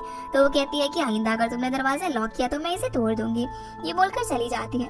सीन अब यहाँ से प्रेजेंट में आता है जहाँ सोंगी उसे कहता है कि पुरानी रियो काफी ज्यादा एनर्जेटिक थी, जिसने एक एक्स से मेरे जैसे बियर को आजाद किया था जो कि अपनी केव के अंदर बंद था। ये बात सुनकर रियो सांस भरती है और पूल में कूद पड़ती है, जो सुंगियों ने एक्सपेक्ट नहीं किया था, पर क्योंकि उसे तैरना नहीं आता था इसलिए वो उसे बचा लेते हैं। कुछ देर बाद हम देखते हैं कि अब वो उसे तैरना सिखा रहा था। जब पानी में होने की वजह से उसके मन को काफी शांति मिल रही थी। वो सुंगियों को बताती है कि मुझे लगता है कि ग्रेप कंपनी के अंदर काम करने वाले बैकग्राउंड के अलावा मेरा कोई वजूद ही नहीं है। एक तरफ जहाँ सभी अपनी लाइफ में आगे बढ़ रहे हैं मैं रुकी हुई हूँ। सुंगियों कहता है कि स्विमिंग छोड़ने के बाद मुझे भी ऐसा ही लगा था, पर जैसे कुछ टाइम बाद मुझे मेरे आगे का रास्ता मिला वैसे ही तुम्हें भी जरूर मिलेगा। जो सुनकर वो उसे सवाल करती है कि अगर तुम उस टाइम स्विमिंग कर पाते तो क्या आज आर्किटेक्ट होते, जिस पर वो हाँ में जवाब देता है। फिर वो उसे सवाल करता है कि अगर तुम्हें ग्रेप में जाने का फिर से मौका मिले तो क्या तुम जाओगी, इस पर वो ना में जवाब देती है। वो उसके एंगेजमेंट के लिए भी पूछता है कि क्या वो वापस से उस रिलेशनशिप में जाना चाहती है, लेकिन वो इस पर भी मना कर देती है। उसी वक्त रियो का बैलेंस बिगड़ता है और वो गिरने वाली थी, लेकिन सुंगी उसे संभाल लेता है। सीन अब यहाँ से पास में जाता है जहाँ उन दोनों के साथ मोयम पे लेटर लिख रही थी और टाइम कैप्सूल में डालने के लिए, और ये लोग डिसाइड करते हैं कि वो लोग साथ में इसे 10 साल बाद खोलेंगे। सुंगी यहाँ पर लिखता है कि वो उम्मीद करता है कि फ्यूचर में उसने अपनी फीलिंग्स के बारे में रियो को बता दिया होगा। इसका मतलब वो उसे स्कूल टाइम में पसंद करता था, पर ये बात उसने अभी तक उसे नहीं बताई थी। यहाँ हम देखते हैं कि पानी में ज्यादा देर रहने की वजह से रियो को कोल्ड हो जाता है, इसलिए अब दोनों बाहर आकर कपड़े चेंज कर लेते हैं। रियो के पूछने पर सुंगी बताता है कि वो बिजनेस ट्रिप वगैरह पर जाता रहता है, इसकी वजह से उसकी कार में हमेशा एक्स्ट्रा क्लोथ्स रहते हैं, लेकिन वो कपड़े रियो के लिए कुछ ज्यादा ही बड़े थे, जो देखकर सुंगी उसकी हाइट का मजाक बनाने लग जाता है। पर रियो उसे मारने के लिए जाती है। सुंगी उसे वो टाइम कैप्सूल दिखाकर बोलता है कि तुम्हें देखना है कि नहीं, जो सुनकर वो अपने पैर पीछे कर लेती है और काफी एक्साइटमेंट के साथ उस बॉक्स को खोलती है, पर उसमें मोयम का लेटर नहीं था, जो कि इन्हें काफी अजीब लगता है क्योंकि इन तीनों ने साथ में मिलकर इसमें लेटर डाला था। रियो अपना लेटर पढ़ना शुरू करती है, जिसे पढ़कर वो बोलती है कि भला मैं इसे कैसे लिख सकती हूँ, मैं उस टाइम कितनी ज्यादा पागल थी। फिर वो सुंगियों को अपना लेटर दिखाने के लिए कहती है, लेकिन वो तो यहाँ पर काफी घबराया हुआ था, जो देखकर रियो को लगता है कि उसने ना उसकी बुराई की होगी जरूर से, इसलिए उसकी क्यूरियोसिटी बढ़ जाती है और वो उसके पीछे भागती है। पर सुंगी उससे काफी तेज था, वो भागते हुए यहाँ से चला जाता है, जिससे तो वो ऐसे देखती रह जाती है कि उसने भला ऐसा भी क्या लिखा है जो कि वो उसे दिखाना नहीं चाहता। घर आने के बाद सुंगी उस लेटर को देखता है जिसमें उसने लिखा हुआ था कि उम्मीद है कि वो रियो को बता देगा कि वो उसके लिए कैसा फील करता है। इतना पढ़ते अब यहाँ पर वो खुद को समझाने लग जाता है कि उस टाइम ऐसी फीलिंग्स आना आम बात है, लेकिन अब उसके मन में ऐसा कुछ भी नहीं है। पर खुद को समझाने के बाद भी वो काफी परेशान हो रहा था और सोचता है कि आखिर मैं लेटर में एविडेंस कैसे छोड़ सकता हूँ। दूसरी तरफ रियो भी उदास थी क्योंकि उसे लगा था कि शायद उसने अपने लेटर में अपनी ड्रीम के बारे में कुछ तो लिखा होगा, लेकिन उसके अंदर उसे ऐसा कुछ भी नहीं मिलता। अगले दिन रियो की मॉम को देखते हैं जिन्होंने उन लेवेंडर फ्लावर्स को डाइनिंग टेबल पर रखा था और उनका मूड भी काफी अच्छा था। तभी डैड वहाँ पर आकर उनसे 3 लाख पाउंड उधार मांगते हैं ये सुनकर वो हैरान हो जाती है। अब उनके पूछने पर डैड बताते हैं कि उनका जो सबसे करीबी दोस्त हुआंग है, उनके फादर की डेथ हो गई है। अब वो तो वहाँ पर नहीं जा सकते, इसीलिए वो उन्हें पैसे भेजना चाहते हैं, पर मॉम कहते हैं कि अभी उनके पास इतने पैसे नहीं है देने के लिए, वो सिर्फ 2 लाख वहाँ नहीं दे सकती है। लेकिन डैड को गुस्सा आ जाता है। वो मॉम से कहते हैं कि तुम्हारे पास ये फूल खरीदने के लिए पैसे हैं, मुझे देने के लिए नहीं है। और मॉम बोलती है कि ये मुझे गिफ्ट में मिले हैं। लेकिन डैड तो गुस्सा होकर वहाँ से चले जाते हैं। दूसरी तरफ हम सुंग्यू की डैड को देखते हैं, जो जैसे ही नाइट शिफ्ट से काम करके वापस आते हैं तो घर में कुछ खाने के लिए ढूंढते हैं, लेकिन वहाँ पर कुछ भी नहीं मिलता। इतने में मॉम वहाँ पर आती है, जिन्हें तैयार होकर कहीं जाता हुआ देखकर वो उनसे सवाल करते हैं।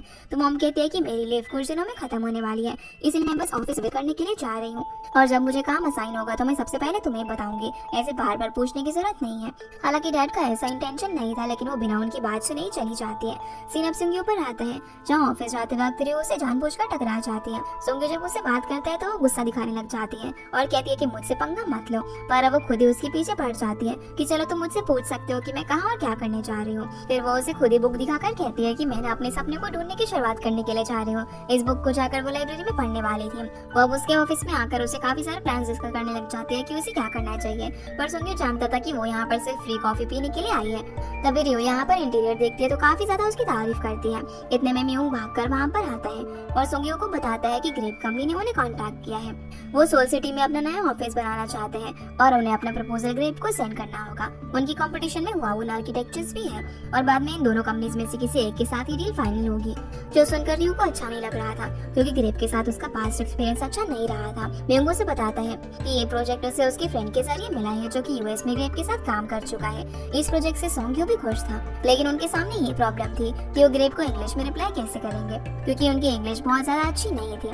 तभी रियो ने ग्रेप का काम करने का तरीके के बारे में बताने लग जाती है कि वो कितने ज्यादा प्रोफेशनल है, उनके साथ डील करना कितना मुश्किल होने वाला है, जो सुनकर म्यूंग उसे कन्विंस करने लग जाते हैं कि वो इस प्रोजेक्ट के लिए उनके साथ पार्ट टाइम जॉब कर ले एज ए ट्रांसलेटर, नहीं तो उन्हें काफी ज्यादा मुश्किल होने वाली थी। पर सुंग्यू कहता है कि उसे और भी काम है। रियो भी नखरे दिखाने लग जाती है और सुंग्यू म्यूंग से बोलता है कि तुम लोग जाकर इंग्लिश लेसन ज्वाइन कर लो, पर अब उसे काफी रिक्वेस्ट करने पर वो इनके साथ काम करने के लिए मान जाती है। अब ये दोनों सुंग्यू के कैबिन के अंदर होते हैं, जिन्हें इस तरीके से साथ में काम करता हुआ लीना चुपके से देख रही थी, उन पर नजर रखी हुई थी। म्यूंग उसे पकड़ लेता है और कहता है कि तुम्हारी जनरेशन को यही लगता है कि लड़का और लड़की कभी दोस्त नहीं बन सकते।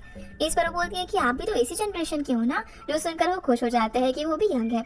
इधर सुंग्यू रियो से पूछता है कि कहीं कोई प्रॉब्लम नहीं हो कि वो फिर से ग्रेप कंपनी के साथ इन्वॉल्व होने के लिए जा रही है, पर वो कहती है कि प्रॉब्लम तो होगी, लेकिन वो सच में उसकी मदद करना चाहती है। शाम को अब काफी टाइम हो चुका था, पर सुंग्यू अभी भी काम कर रहा था। ये देखकर वो उसे डिनर पर चलने के लिए कहती है, क्योंकि लंच में भी उसने सिर्फ एक सैंडविच खाया था। पर सुंग्यू उसे बोलता है कि तुम्हारा आज का काम हो गया है तो तुम जा सकते हो, मैं तो काफी देर तक भूखा रह सकता हूँ। रियो उसे यहाँ से चलने के लिए कन्विंस करने की कोशिश करती है, बोलती है कि क्या ये काम इतना ज्यादा अच्छा है कि तुम अपने आप को भूखा रख रहे हो। तो वो बोलता है कि मैं तो 3 दिन तक भी बिना खाए रह सकता हूँ, मुझे ये काम इतना पसंद है। सीन अब यहाँ से सुंग्यू की मॉम पर आता है, जो कि फॉरेन अफेयर मिनिस्टर से मिलने के लिए गई थी। वो उनसे अपनी अगली पोस्टिंग के बारे में जानने के लिए गई थी कि उन्हें अब कहाँ भेजा जाएगा। तो वो पर्सन कहता है कि तुम्हें मिनिस्टर से बात करके बताऊंगा, जिसके बाद वो उन्हें डिनर के लिए इनवाइट करता है। लेकिन वहाँ से वापस आते वक्त मॉम काफी परेशान दिख रही थी। रास्ते में उन्हें रियो की मॉम सामान के साथ देख जाती है, तो उन्हें लिफ्ट दे देती है, क्योंकि मॉम उनके हस्बैंड के साथ उन्हें डिनर के लिए इनवाइट करती है। लेकिन मॉम मना करते हुए कहती है कि वो तो काम में बिजी है। इधर रियो की डैड जब रेस्टोरेंट के बाहर बैठे हुए थे, तभी वहाँ पर सुंग्यू की डैड आ जाते हैं, क्योंकि घर पर कुछ भी खाने के लिए नहीं था और उन्हें भूख लग रही थी। लेकिन रियो के डैड अब उन्हें खाना सर्व करते हुए साथ में ड्रिंक करने के लिए भी बोलते हैं, इसीलिए वो लोग अपनी प्रॉब्लम शेयर करते हुए साथ में ड्रिंक करने लग जाते हैं। जहाँ पर रियो के डैड बोल रहे थे कि उनकी लाइफ कितनी ज्यादा अच्छी है, वो उनसे जेलस फील करते हैं कि उनके पास पैसा वगैरह सब कुछ है। लेकिन सुंग्यू के डैड का मानना था कि पैसा सब कुछ नहीं हो सकता, बल्कि वो रियो के डैड से जेलस थे, क्योंकि उनकी फैमिली कितनी ज्यादा अच्छी और लाइवली थी।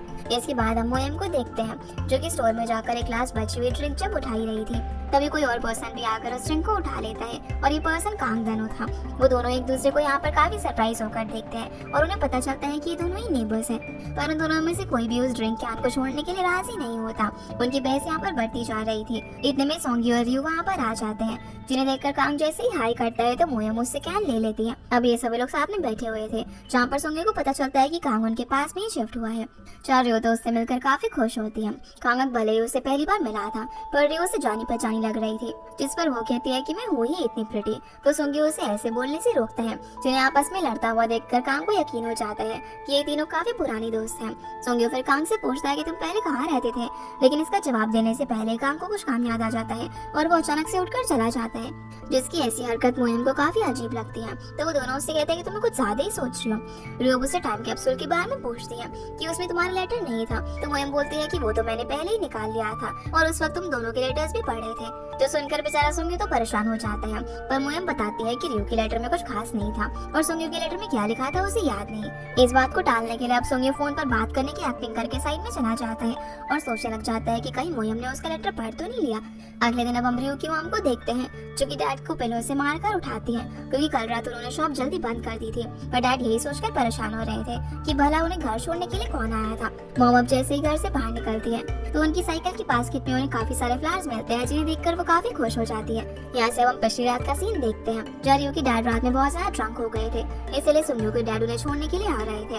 वो यहाँ पर काफी अजीब अजीब हरकतें कर रहे थे, लेकिन जैसे उन्हें रास्ते में फ्लावर्स दिखाई देते हैं तो वो उन्हें तोड़ने लग जाते हैं। लेकिन सुबह उनकी उंगलियों में कांटों की वजह से काफी दर्द हो रहा था। फिर हम यहाँ से सुंग्यू को देखते हैं जो कि रियो और मियोंग के साथ ग्रुप की मीटिंग में था, जिसमें सिर्फ रियो ही उनसे बात कर रही थी और सुंग्यू और मियोंग को कुछ भी समझ नहीं आ रहा था कि इनकी क्या बात हो रही है।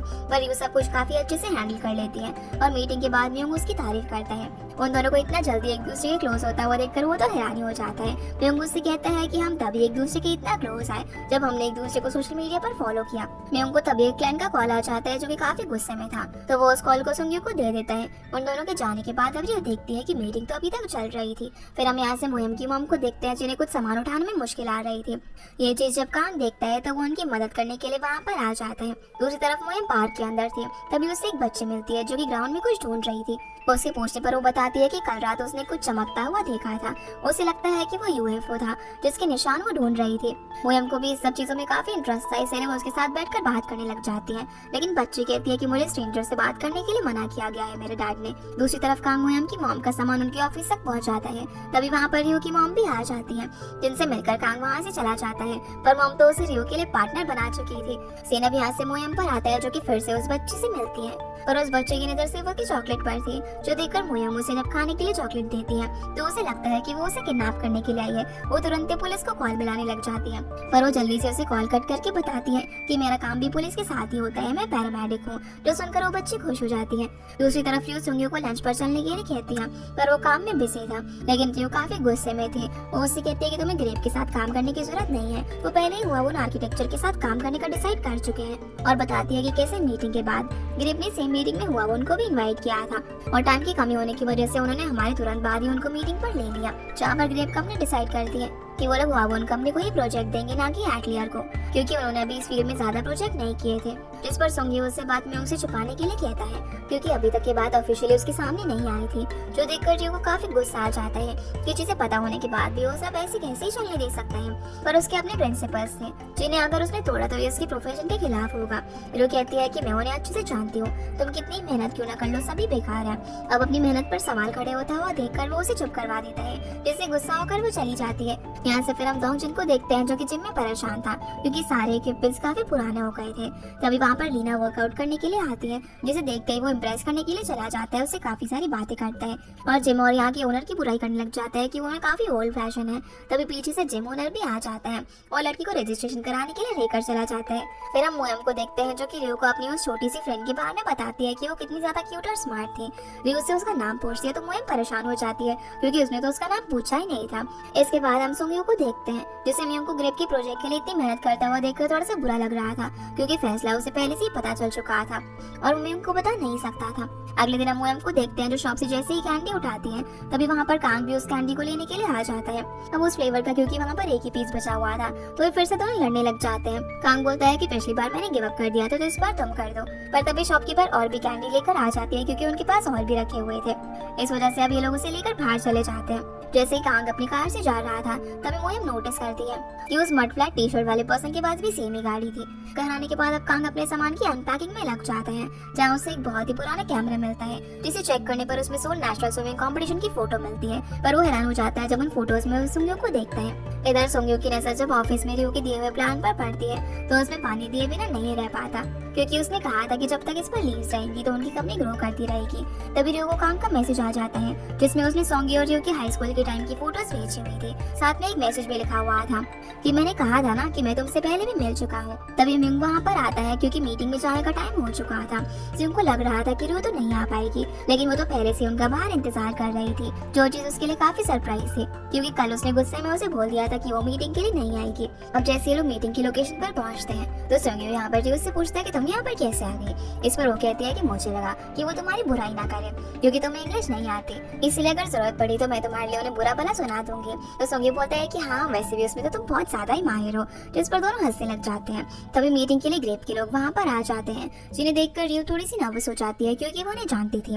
मीटिंग रूम में जाने के बाद में उनको पता चलता है कि रियो इन लोगों को पहले से ही जानती है। तो सोंग्यो बता देता है कि रियो पहले ग्रेप कंपनी में प्रोजेक्ट लीडर थी। मीटिंग में अब ग्रेप के लोग भी रियो की तारीफ करने लग जाते हैं कि हमें इससे काफी उम्मीदें थी कि ये हमारे साथ काफी आगे तक काम करेगी, पर रियो यहाँ पर कुछ ज्यादा ही नर्वस लग रही थी। यहाँ से हम पास का सीन देखते हैं जब रियो वहाँ पर काम किया करती थी। किसी डिसीजन को लेकर यहाँ पर सभी लोगों का सजेशन अलग अलग आ रहा था, तो क्रिस रियो की साइड लेता है, ये बोलते हुए कि हम ना सेम टीम है, जो देखकर रियो को भी अच्छा लगता है। पर कुछ देर बाद जब रियो क्रिस के पास जा रही होती है तभी वो उसे और अपने कलीग को बात करते हुए सुन लेती है कि वो लोग काम को लेकर सिर्फ उसका इस्तेमाल कर रहे हैं, वो तो सिर्फ काम की भूखी है, जिसे अगर थोड़ी सी हेल्प मांग लो तो सारा काम वो खुद ही कर देती है, लेकिन अभी टाइम है तो हम अपना काम उस पर डालकर भी ये एंजॉय करेंगे। क्रिस यहाँ पर देख भी लेता है कि रियो ने उनकी बातें सुन ली है, पर इसके बावजूद भी वो उसे कोई एक्सप्रेशन देने की कोशिश नहीं करता और वहाँ से चला जाता है। सीन अब मीटिंग में आता है जहाँ पर रियो काफी नर्वस होने की वजह से गलती से पानी गिरा देती है। वो ठीक से खड़ी भी नहीं हो पा रही थी, जो देखकर सोंगी उसकी मदद करने के लिए आता है, पर वो वॉशरूम का बहाना करके चली जाती है। ये देखकर सभी लोग थोड़े से ब्रेक लेने का डिसाइड करते हैं, पर रियो वॉशरूम में खुद को रोने से रोक नहीं पाती। दूसरी तरफ क्रिस को लग रहा था कि उसका बस यहाँ पर टाइम वेस्ट हो रहा है, लेकिन उसके साथ जो लेडी थी जेनिफर, उसे सोंगियो का प्रपोजल काफी अच्छा लगता है, पर क्रिस कहता है कि इन्होंने तो बस अभी अपना बिजनेस स्टार्ट ही किया है।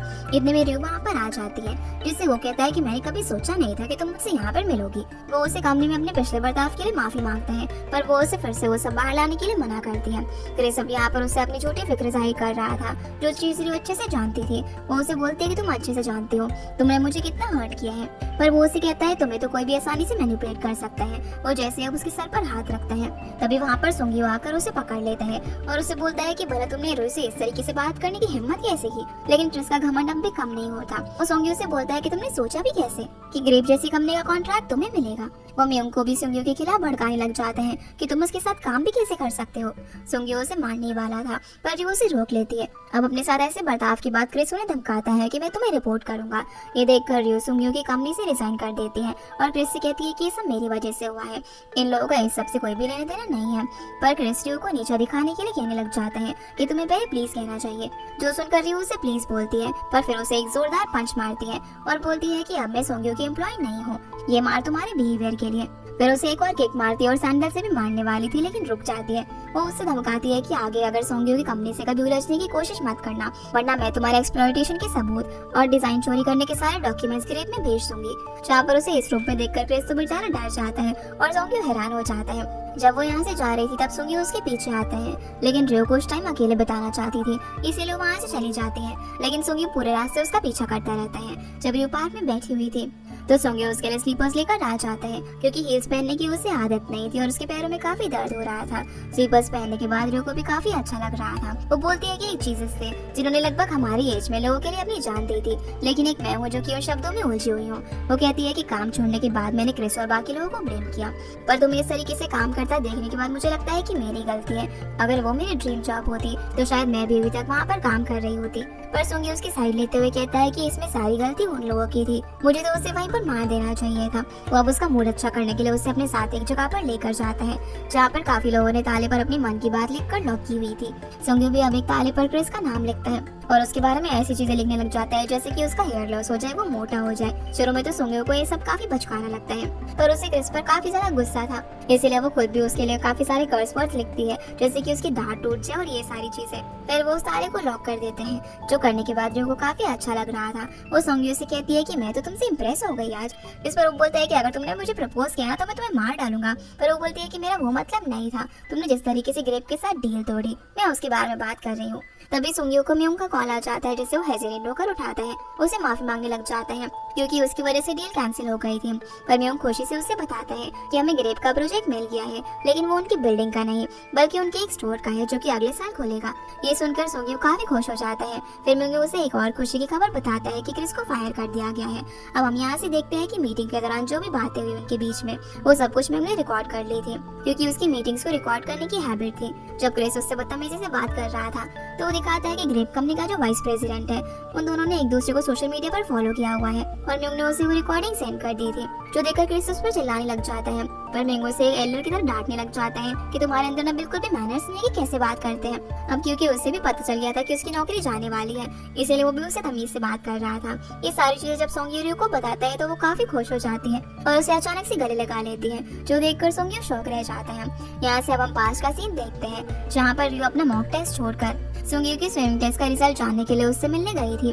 वो भी उसे वहाँ पर देखकर हैरान हो जाता है, क्योंकि अगर उसके अच्छे मार्क्स आते तो उसे फोन मिल सकता था, पर वो कहती है कि मेरे लिए उस फोन से ज्यादा तुम इम्पोर्टेंट हो। सोंग्यो अब उसे अपने जीता हुआ मेडल पहना देता है और ये वही मोमेंट था जिसकी फोटो का हमने अपने कैमरा में खींची थी। सोंग्यो उसे बोलता है कि तुम इस मेडल के बदले जो चाहे ले लेना, जिससे उसे लगता है कि उसे यहाँ से भगाना चाहता है, पर वो उसे अपना बैग देकर साथ में घर चलने के लिए बोलता है। सोंग्यो ने इस मोमेंट के बारे में अपने लेटर में भी लिखा हुआ था कि उस कंपटीशन के लिए उसके पेरेंट्स वहाँ पर नहीं आए थे, पर सोंग्यो ने एग्जाम छोड़कर वहाँ पर उसके लिए आई थी। उस दिन के बाद से कोई दिन ऐसा नहीं गया जब उसने उसे पसंद ना किया हो, लेकिन उसने उसे ये बात कभी भी नहीं बताई, क्योंकि उसे डर था कि कहीं उनकी दोस्ती खराब ना हो जाए। इसलिए वो डिसाइड करता है कि वो अपने 20s के एज में उसे कन्फेस करेगा। जिसके बाद हम देखते हैं कि रियो अब यूएस में शिफ्ट होने वाली थी। उसके जाने से पहले ये दोनों साथ में ड्रिंक करके सेलिब्रेट कर रहे थे। सोंग्यो यहाँ पर उसकी मॉम और फैमिली की तरफ से काफी गिफ्ट्स लेकर आया था जो उसके लिए यूएस में काम आएंगे, जैसे कि खाने पीने की चीजें और हीटर वगैरह। पर उसे इन सब में कुछ ज्यादा इंटरेस्ट नहीं आता, लेकिन वो उसके लिए कुछ उसकी फेवरेट कॉमिक बुक्स लेकर आता है, जिन्हें देखकर वो काफी सरप्राइज हो जाती है, क्योंकि इन्हें पढ़ने का उसका काफी मन था। और खुशी के मारे अब उसे गले लगा लेती है। फिर वो एकदम से उसकी काफी क्लोज आ जाती है, जिस मोमेंट में सोंग्यो काफी नर्वस हो जाता है, लेकिन वो ड्रंक होने की वजह से उसके ऊपर ही सो जाती है। जिस मोमेंट में सोंग्यो की हार्ट बीट काफी तेज हो गई। हम सोंग्यो और रियो को यूएस में देखते हैं, जहाँ पर वो उससे मिलने के लिए आया हुआ था। अब वो उसे फीमेल डॉम के अंदर लेकर जा रही थी, पर वो बोलने लग जाती है कि वो परेशान ना हो। फिलहाल वो अपनी डॉम के अंदर अकेली है, ये सुनकर वो वापस जाने लगता है, पर वो उसे यही कहकर रोक लेती है कि आसपास कोई बार अभी खुला नहीं होगा और तुम्हें मैं अपने रूम में फ्री ट्रीट दूंगी। जो सुनकर वो उसके साथ चला जाता है। अगले दिन जब उसकी आंख खुलती है तो वो खुद को बेड पर पाता है और जो नीचे सोई हुई थी, तो वो उठकर उसे ब्लैंकेट से कवर कर देता है और उसे प्यार से देखते हुए कहता है कि बेवकूफ लड़की, तुम्हें क्या लगता है कि मैं यूएस क्या करने के लिए आया हूँ। तभी वो रियो के फोन में एक मैसेज देखता है, जिसमें कोई ब्रायन से उनकी डेट के बारे में बात कर रहा था। इतने में रियो भी उठ जाती है, जिसे सोंग्यो बोलता है कि शायद तुम्हारे ना कोई मैसेज आया है, वो कौन है। तो वो उसे बताती है कि ये मेरा बॉयफ्रेंड है, जो सुनकर उसे काफी बुरा लगता है। रियो बोलती है कि अब तुम आ गई हो तो मैं उससे तुम्हें मिलवाती हूँ, और उसकी तारीफ करने लग जाती है कि वो कितना ज्यादा अच्छा है। सेनेप यहाँ से प्रेजेंट में आता है, जहाँ पर रियो सोंग्यो की मदद करती है सामान लाने में। ये दोनों उसके ऑफिस में होते हैं। अब जैसे ही वो लाइट स्विच ऑन करता है, तभी रियो गलती से उसके ऊपर गिर जाती है, जिससे ऐसे देखकर वो कहता है कि तुम तो हैबिचुअल ऑफेंडर हो। रियो जब मना कर रही तो बोलता है कि अच्छा जो तुमने पहले किया था वो क्या था। अब वो यहाँ तक की बात कर रहा था जब लॉक लगाते टाइम रियो ने उसे गले लगा लिया था, जो सुनकर वो कोई जवाब नहीं देती और खाना बनाने लग जाती है। सोंग्यो उसकी हेल्प करने के लिए आता है, पर वो कहती है कि तुम्हें कौन सा खाना बनाना आता है, इसीलिए चुपचाप जाकर साइड में बैठ जाओ। अब जैसे वो खाना टेस्ट करता है तो उसे काफी पसंद आता है। वो गेस करने लगता है कि इसमें ऐसा क्या मिलाया है, पर उसे इतनी भूख लग रही थी कि सारी बातें हटाकर वो खाने पर ध्यान देता है। पर फिर बोलता है कि शायद ना इस वजह से हो रहा है क्योंकि मुझे बहुत भूख लगी है। ये सुनकर वो बोलती है कि तुम्हें तो बाहर से फेंक देना चाहिए, पर वो इस बात से काफी खुश भी होती है कि उसे उसका खाना पसंद आया। वो उसे देखने लग जाती है, पर सोंग्यो तो यहाँ पर जैसे उसकी आंखों में खो ही जाता है। जब वो ये चीज रियलाइज करता है तो खाना अटक जाता है। उसी वक्त मोयम भी वहाँ पर आती है, जिसके आने पर सोंग्यो सभी के लिए ड्रिंक्स लेने बाहर चला जाता है और सोचने लगता है कि रियो अचानक से उसे ऐसे क्यों देखने लग गई थी। इधर मोयम को उसकी मॉम का कॉल आ रहा था, पर वो नहीं उठाती क्योंकि उसे पता था कि फिर से उसे ब्लाइंड डेट पर भेजना चाहती है। मोयम रियो को बताती है कि जब 7 साल की उम्र में उसके डैड की डेथ हुई तब मेरी ग्रैंडमा ने मेरी मॉम को ब्लेम किया इसके लिए, इसीलिए हम यहाँ पर आ गए। इतना सब कुछ होने के बाद भी पता नहीं क्यों मेरी मॉम मेरी शादी के पीछे पड़ी हुई है। तो रियो बोलती है कि यही वजह है कि मैंने भी अपनी शादी तोड़ दी। मोयम कहती है कि मेरा सपना अधूरा रह गया तुम्हें वेडिंग ड्रेस में देखने का। तो अब वो मोयम को अपने वेडिंग शूट की फोटोज दिखाती है, जिसमें वो काफी प्रिटी लग रही थी, लेकिन उस टाइम को याद करके वो थोड़ी सी अपसेट हो जाती है। तो मोयम बोलती है कि तुम्हारी शादी टूटने का कारण मैं पता लगा कर ही रहूंगी। तभी रियो उसके पूछने पर बताती है कि मैं अभी अपने एक्स से मूव ऑन नहीं कर पाई हूँ। इतने में सोंग्यो वापस आ जाता है और बोलता है कि मैं अपना वॉलेट भूल गया था, और टेबल पर रखे फोन में उसे रियो की वेडिंग फोटो देखकर बुरा लगता है। अगले दिन हम इन सभी लेडीज को देखते हैं, जिनमें से एक टेंपल में बार बार खड़े होकर वर्शिप कर रही थी, पर उनकी हालत खराब हो जाती है जब वो सीढ़ियों से नीचे उतर रही थी, जिन्हें ऐसे देखकर उनकी फ्रेंड्स कहने लग जाती है कि उन्हें इस उम्र में 108 बार वर्शिप करने की कोई जरूरत नहीं है। वो कहती है कि ये सब मैं अपनी बेटी के लिए कर रही हूँ ताकि वो सिविल सर्वेंट एग्जाम में पास हो जाए। पर हम देखते हैं कि सुंगयू की मॉम कुछ परेशान लग रही थी, जो चीज रियो की मॉम नोटिस कर लेती है।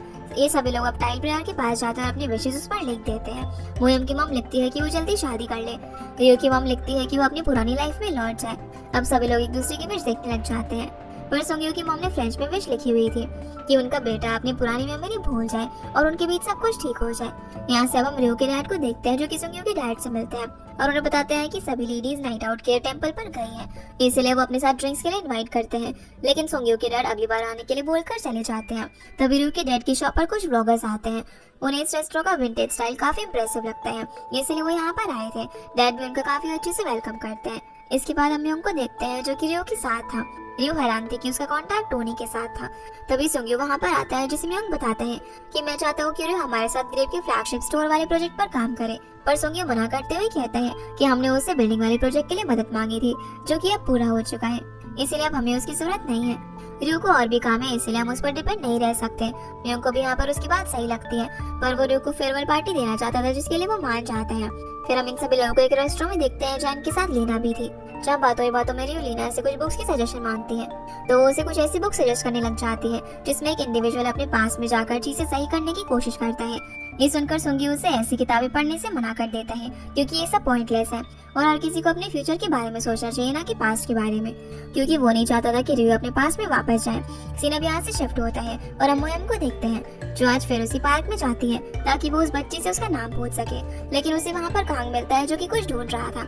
मोयम के पूछने पर वो बताता है कि मैं 4 लीफ क्लोवर ढूंढ रहा था। मोयम भी उसकी हेल्प करती है उसे ढूंढने में, जिसे वो काफी जल्दी मिल जाता है, जो देखकर कांग खुशी के मारे उसका हाथ पकड़ के उछलने लग जाता है। लेकिन जैसे उसे रियलाइज होता है कि उसने उसका हाथ पकड़ा हुआ है, तो वो पीछे हो जाता है। अब वो उसे वो लीफ दे देती है, जिसे लेकर कांग खुशी से भागता हुआ वहाँ से चला जाता है। दूसरी तरफ सुंगयू जब काम कर रहा था, तभी रियो चाय पीते हुए उसके पास आती है और उसे बोलती है कि वैसे मैं तुम्हारे लिए इस प्रोजेक्ट के लिए टाइम निकाल सकती हूँ। तो वो बोलता है कि पर तुम तो अपने सपने को ढूंढने वाली थी ना, तो तुम्हें उस पर ध्यान देना चाहिए, वरना मेरा नाम आएगा कि तुम मेरी वजह से खुद पर फोकस नहीं कर पाई। रियो कहती है कि मैं तो तुम्हारी मदद करना चाहती थी और ऐसा नहीं है कि मैं अपने सपनों पर काम नहीं कर रही। सुंगयू बोलता है कि फिर तो तुम्हें उसी पर ध्यान देना चाहिए और वहाँ से जाने लगता है। इसका ऐसा बिहेवियर देखकर वो पूछती है कि क्या तुम किसी बात को लेकर मुझसे नाराज हो। सुंगू से अब चिल्लाकर बात करने ही वाला था कि तभी एक लड़की उसके पीछे से आकर हक कर लेती है। वो सुंगयू को हनी कहकर बुलाती है और कहती है कि बहुत टाइम हो गया ना हमें मिले हुए, जिसके बाद वो दोनों म्यूंग के साथ बैठे हुए थे। असल में ये लड़की सुंगयू की एक्स गर्लफ्रेंड होती है, जिसे म्यूंग कहता है कि तुम इतनी शिमलेस कैसे हो सकती हो कि तुम यहाँ पर भी आ गई। जहाँ तानुए के पूछने पर सुंगयू कहता है कि तुम्हारे आने से मैं थोड़ा सा अनकंफर्टेबल हो गया हूँ। इस पर वो कहती है कि तो अच्छी बात है ना। जहाँ पर हमें पता चलता है कि असल में तानुई ने सुंगयू को किसी और लड़के के लिए डंप कर दिया था, इसलिए दोनों में से कोई खुश नहीं था कि वो यहाँ पर आई है। पर वो बोलती है कि मैं यहाँ पर ऐसा क्लाइंट बनकर आई हूँ। वो उन्हें बताती है कि एक इंटरनेशनल होम डेकोर कंपनी जिसका नाम फ्रेस्को है, वो हर साल आर्टिस्ट के साथ कोलैब करके लिमिटेड एडिशन प्रोडक्ट्स लॉन्च करती है और इस बार वो उनके साथ कोलैब करके कॉफी पॉट बनाना चाहती है, जो कि उनके किसी होम के कॉन्सेप्ट पर बना होगा और उसकी स्ट्रक्चरल ब्यूटी मेंटेन करने के लिए उसे आर्किटेक्चरल हेल्प चाहिए थी। म्यूंग बोलता है कि हम काफी बिजी हैं, तुम्हारी हेल्प नहीं कर सकते। तो वो उसे अपनी साइड करने के लिए कहती है कि मैंने तुम्हें तुम्हारा वेडिंग गिफ्ट नहीं दिया था ना, तो चलो मैं तुम्हें एक बाउल गिफ्ट कर दूंगी। जो सुनकर वो हैरान हो जाता है, क्योंकि उसकी कीमत $1,000,000 वॉन में होती है। उसे चाहे तो वो बोरो करके रिटर्न भी कर सकते हैं। इस रिश्वत से वो मान जाता है और यहाँ से चला जाता है। दूसरी तरफ रियो लीना से पूछती है कि क्या तुम्हें उसके एक्स गर्लफ्रेंड के बारे में पता था। तो रियो बताती है कि उसका नाम तानुई है, जो कि उससे 1 साल बड़ी है और वो दोनों कॉलेज टाइम पर मिले थे। उनका रिलेशनशिप 1 साल से भी ज्यादा चला था और बताने लग जाती है कि उनका लव ना बहुत ज्यादा पैशनेट था।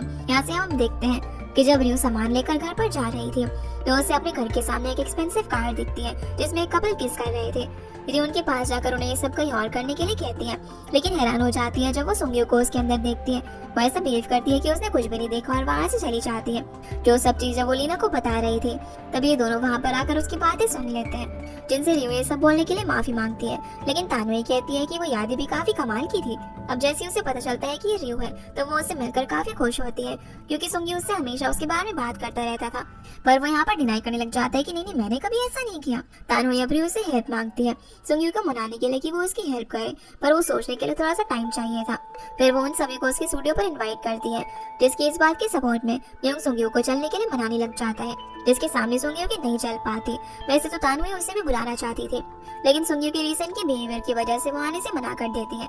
शाम को अब जब सुंग्यो वापस घर जा रहा था, तभी उसे रास्ते में रियो के डैड मिलते हैं जो कि स्मोक करने वाले थे, पर सुंग्यो को देखकर ऐसा नहीं करते। फिर हम मेरे साथ में देखते हैं जहाँ पर सुंग्यो उनसे बोलता है कि आपने तो स्मोकिंग छोड़ दी थी ना, फिर से क्यों शुरू की। पर वो उसे ये सब किसी को बताने से मना करते हैं और दोनों साथ में ड्रिंक करते हैं।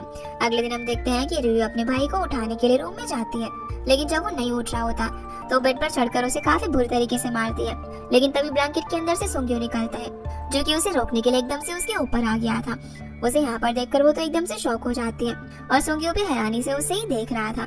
तभी दाउनजी अंदर आ जाता है, उन्हें ऐसे देखकर जोर से चिल्लाते हुए नीचे भाग जाता है कि मॉम डैड ये दोनों कुछ अजीब हरकतें कर रहे हैं। जिसे रोकने के लिए सुंग्यो उसके पीछे भागता है, लेकिन उसका पैर टेबल से टकराकर मुड़ जाता है। यहाँ से अब हम दोनों को हॉस्पिटल में देखते हैं, जहाँ पर डॉक्टर सुंग्यो का एक्सरे देखकर बताते हैं कि सिर्फ थोड़ी सी मोच आई है, पर सुंग्यो को दर्द काफी ज्यादा हो रहा था। उसे लगता है कि उसकी पुरानी इंजरी भी उसका दर्द बढ़ा रही है, जो सुनकर रियो उसके डैड से बोलती है कि ये ना क्राई बेबी है, इस पर ध्यान मत दो। अब इनकी यहाँ पर बहस शुरू हो जाती है। रियो के डैड भी यहाँ पर आए हुए थे। वो उससे कहते हैं कि तुम्हें इसे इस तरह से मारने की क्या जरूरत थी, और वो बोलती है कि ये सब मेरे मारने की वजह से नहीं हुआ। वहीं पीछे सुंग्यो के डैड उससे पूछते हैं कि ये सब कैसे हुआ, और हम यहाँ से पिछली रात का सीन दिखाया जाता है, जहाँ पर सुंग्यो और रियो के डैड ने साथ में काफी ज्यादा ड्रिंक कर ली थी, लेकिन डैड का अभी मन नहीं भरा था। वो उसे फिर से ड्रिंक करने के लिए अपने घर पर बुलाते हैं, क्योंकि उनकी वाइफ तो घर पर नहीं थी। और वो ड्रिंक करने के बाद सुंग्यो को उनके घर पर ही दोंगजी के रूम में सोने के लिए कहते हैं, जो सुनकर सुंग्यो के डैड उसे रियो के डैड के साथ ड्रिंक करने से मना करते हैं, क्योंकि वो ड्रिंक करने के बाद काफी अजीब हरकतें करते हैं। हॉस्पिटल से बाहर निकलकर अब सुंग्यो को वर्कशॉप पर जाना था, तो रियो अपने डैड को वहाँ से भेज देती है, ये कहकर कि उसे काम है। उनके जाने के बाद वो सुंग्यो की पॉकेट से कार की कीज निकाल लेती है और कहती है कि भले ये चोट मेरी वजह से नहीं लगी है, लेकिन मेरी कुछ रिस्पॉन्सिबिलिटी बनती है। लेकिन वो उसे कार कीज वापस करने के लिए बोलता है, तो उसे वापस कर देती है और बोलती है ठीक है तुम खुद ही ड्राइव कर लो। पर अपनी हालत देखकर वो उसे वापस से आवाज लगाता है और कीज दिखाकर उसे ड्रॉप करने के लिए कहता है। सीन अब यहाँ से मोयम और कांग पर आता है, जो कि एक बार फिर कन्वीनियंस स्टोर पर मिलते हैं, जहाँ वो मोयम को उसकी फेवरेट ड्रिंक और कैंडी देते हैं, क्योंकि उसने उसकी मदद की थी उस लीफ को ढूंढने में। मोयम पूछते कि जिसके लिए तुमने वो लीफ ढूंढा था क्या उसे पसंद आया, तो वो कहता है कि मैंने वो लीफ उसे देखकर कहा था, ये क्लेरी ने मेरी हेल्प की। तो मोयम कहती है कि अरे तुम्हें उस लड़की के सामने क्रेडिट खुद लेना चाहिए था ना, पर कांग कहता है कि नहीं मैं झूठ नहीं बोलता। अब उसे रिपोर्टिंग के लिए जाने में लेट हो रही थी, इसीलिए वो चला जाता है। पर मोयम इसे देखकर बोलती है कि इसे तो लड़कियों के बारे में कुछ भी नहीं पता, क्योंकि उसे लग रहा था कि वो लीफ वो अपनी गर्लफ्रेंड के लिए लेकर गया था। दूसरी तरफ रियो जब कार ड्राइव कर रही थी, तो बेचारा सुंग्यो डर के मारे बैठा हुआ था। वो उसे ऐसे बटन छूने से मना कर रहा था, पर वो जानबूझकर उन बटन्स को छू रही थी। वो अब उसे रिलैक्स करने के लिए बोलती है, ताकि वो इस जर्नी को एंजॉय कर सके, और उसे ड्राइव करके कांग की स्टूडियो तक पहुंचा देती है, जहाँ पर जब तानोई सुंग्यो की हालत देखती है तो रियो बता देती है कि कुछ भी सीरियस नहीं है और इसे रिकवर होने में टाइम लगता है, इसीलिए मैं इसे यहाँ पर लेकर आ गई। तानोई भी अब बताती है कि म्योंग अभी तक नहीं आया और उन्हें आने में लेट हो जाएगा। फिर वो सुंग्यो का हाथ पकड़कर उसे अंदर ले जाने लग जाती है। अब वो जैसे अंदर जाते हैं तो रियो वहाँ पर रखे हुए काफी सारे जार्स को देखकर एक्साइटेड हो जाती है।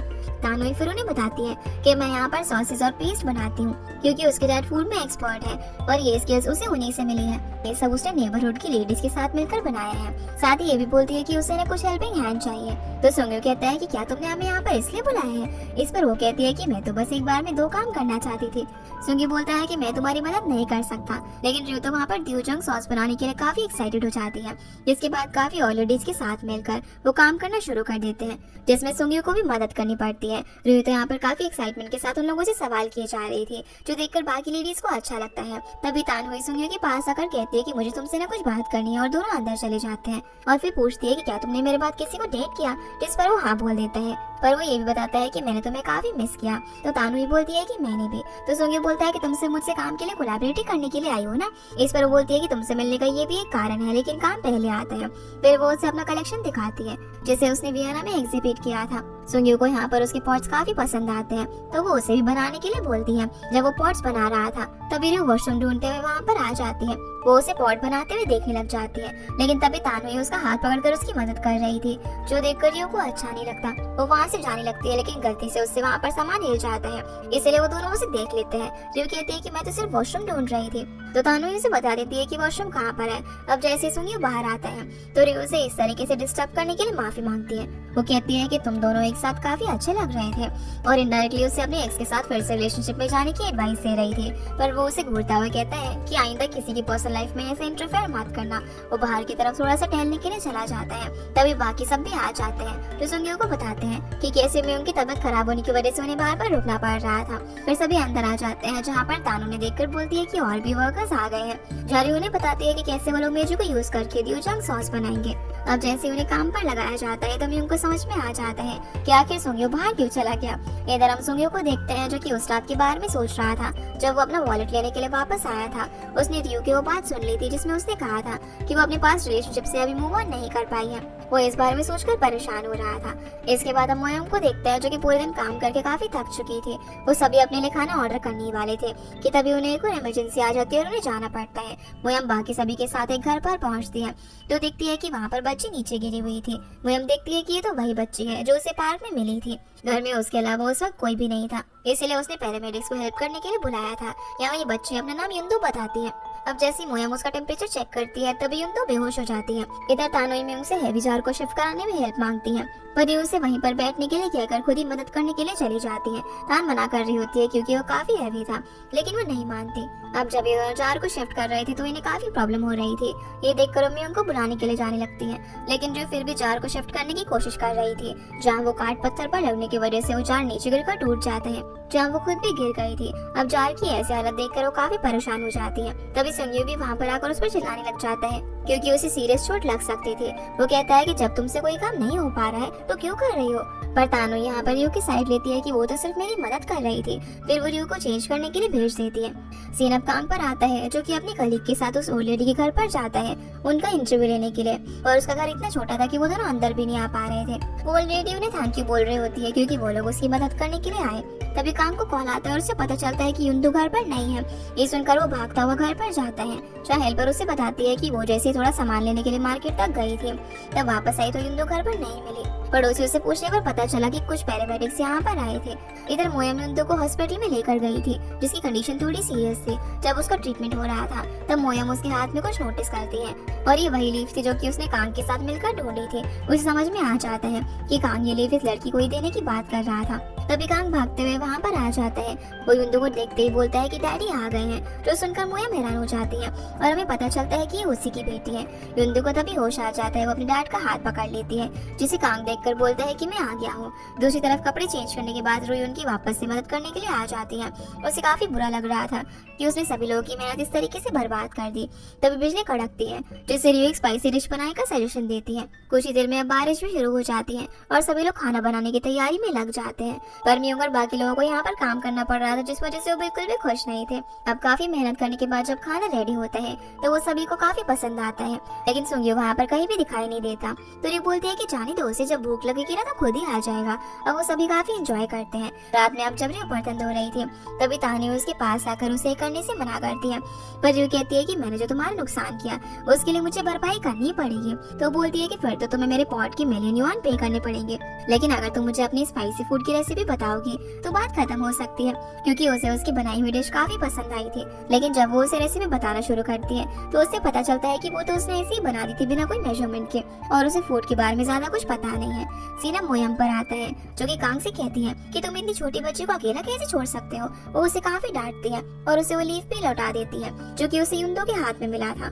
ये देखकर कांग रोने लग जाता है। तभी युंदू को बाहर लाया जाता है जो मोयम से कहती है कि मैं उन लोगों से बात नहीं करती जो कि मेरे डैड को डांटते हैं, इसलिए आपसे मैं तुमसे बात नहीं करूंगी। दूसरी तरफ पॉट्स को साफ करते वक्त रियो की नजर तानवी के हाथ के निशान पर पड़ती है। वो बताती है कि इन निशानों को देखकर मुझे ये याद आता है कि उस टाइम उन्होंने बनाने के लिए मैं कितनी पैशनेट थी। ये तो मेरे लिए टैटू की तरह है। वो बताती है कि पहले उसे ये सब बिल्कुल पसंद नहीं था, लेकिन उसे परवरिश के बीच हुई थी तो वक्त के साथ उसका इंटरेस्ट इस सब में बनने लगा और इसने इसे अपना करियर बना लिया। रियो को ये जानकर काफी खुशी हो रही थी कि कैसे उसने अपने सपनों को ढूंढा। तानुए भी अब यहाँ पर उसे बोलने लगती है कि तुम्हें भी वही करना चाहिए जो कि तुम्हें पसंद हो। अब काम होने के बाद तानुए सुंगियो के पास जाती है जो कि अकेला बैठा हुआ था। वो उसे कहती है कि रयू जब बात कर रही थी कि हम पास्ट में एक दूसरे के लिए पैशनेट थे, तो वो गलत थी, क्योंकि उस रिलेशनशिप के अंदर पैशनेट सिर्फ मैं ही थी। वो बोलती है कि हमारे लव के अंदर मेरी इन्वॉल्वमेंट तुमसे ज्यादा थी, यही वजह थी कि उसने उससे ब्रेकअप किया था। लेकिन उस वक्त सुंगियो इतना इमोशनल और पैथेटिक था कि ब्रेकअप के अगले दिन वो उसे मैसेज करके पूछता है कि अब तक तुम उठी हो या फिर नहीं। इस पर वो बोलता है कि अरे उस टाइम मैं ड्रंक था। फिर वो बोलती है कि जिस तरीके से आज तुमने रियो को डांटा, मैंने तुम्हें वैसा पहले कभी भी नहीं देखा। कहता है कि उसने गड़बड़ी करी थी तो उसे डांटना पड़ा।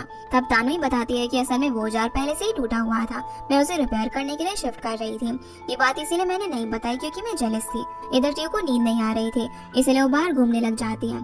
तभी उसकी नजर उसके स्वेटर पर पड़ती है जो कि किसी ने धोकर साफ कर दिया था। यहाँ हम देखते हैं कि रियो ने तो स्वेटर पॉलिथीन के अंदर रख दिया था, पर सुंगी वहाँ पर आकर उसे उठाकर धोने लग जाता है क्योंकि उसे भी उसे डांट कर अच्छा नहीं लग रहा था और ये एक तरीके से उसकी माफी मांगने का तरीका था, जो देखकर रियो मुस्कुराने लग जाती है। अब सुंगी जब जार्स के बीच में घूम रहा था तभी रियो को देखता है जो हर जार को खोलकर चेक कर रही थी।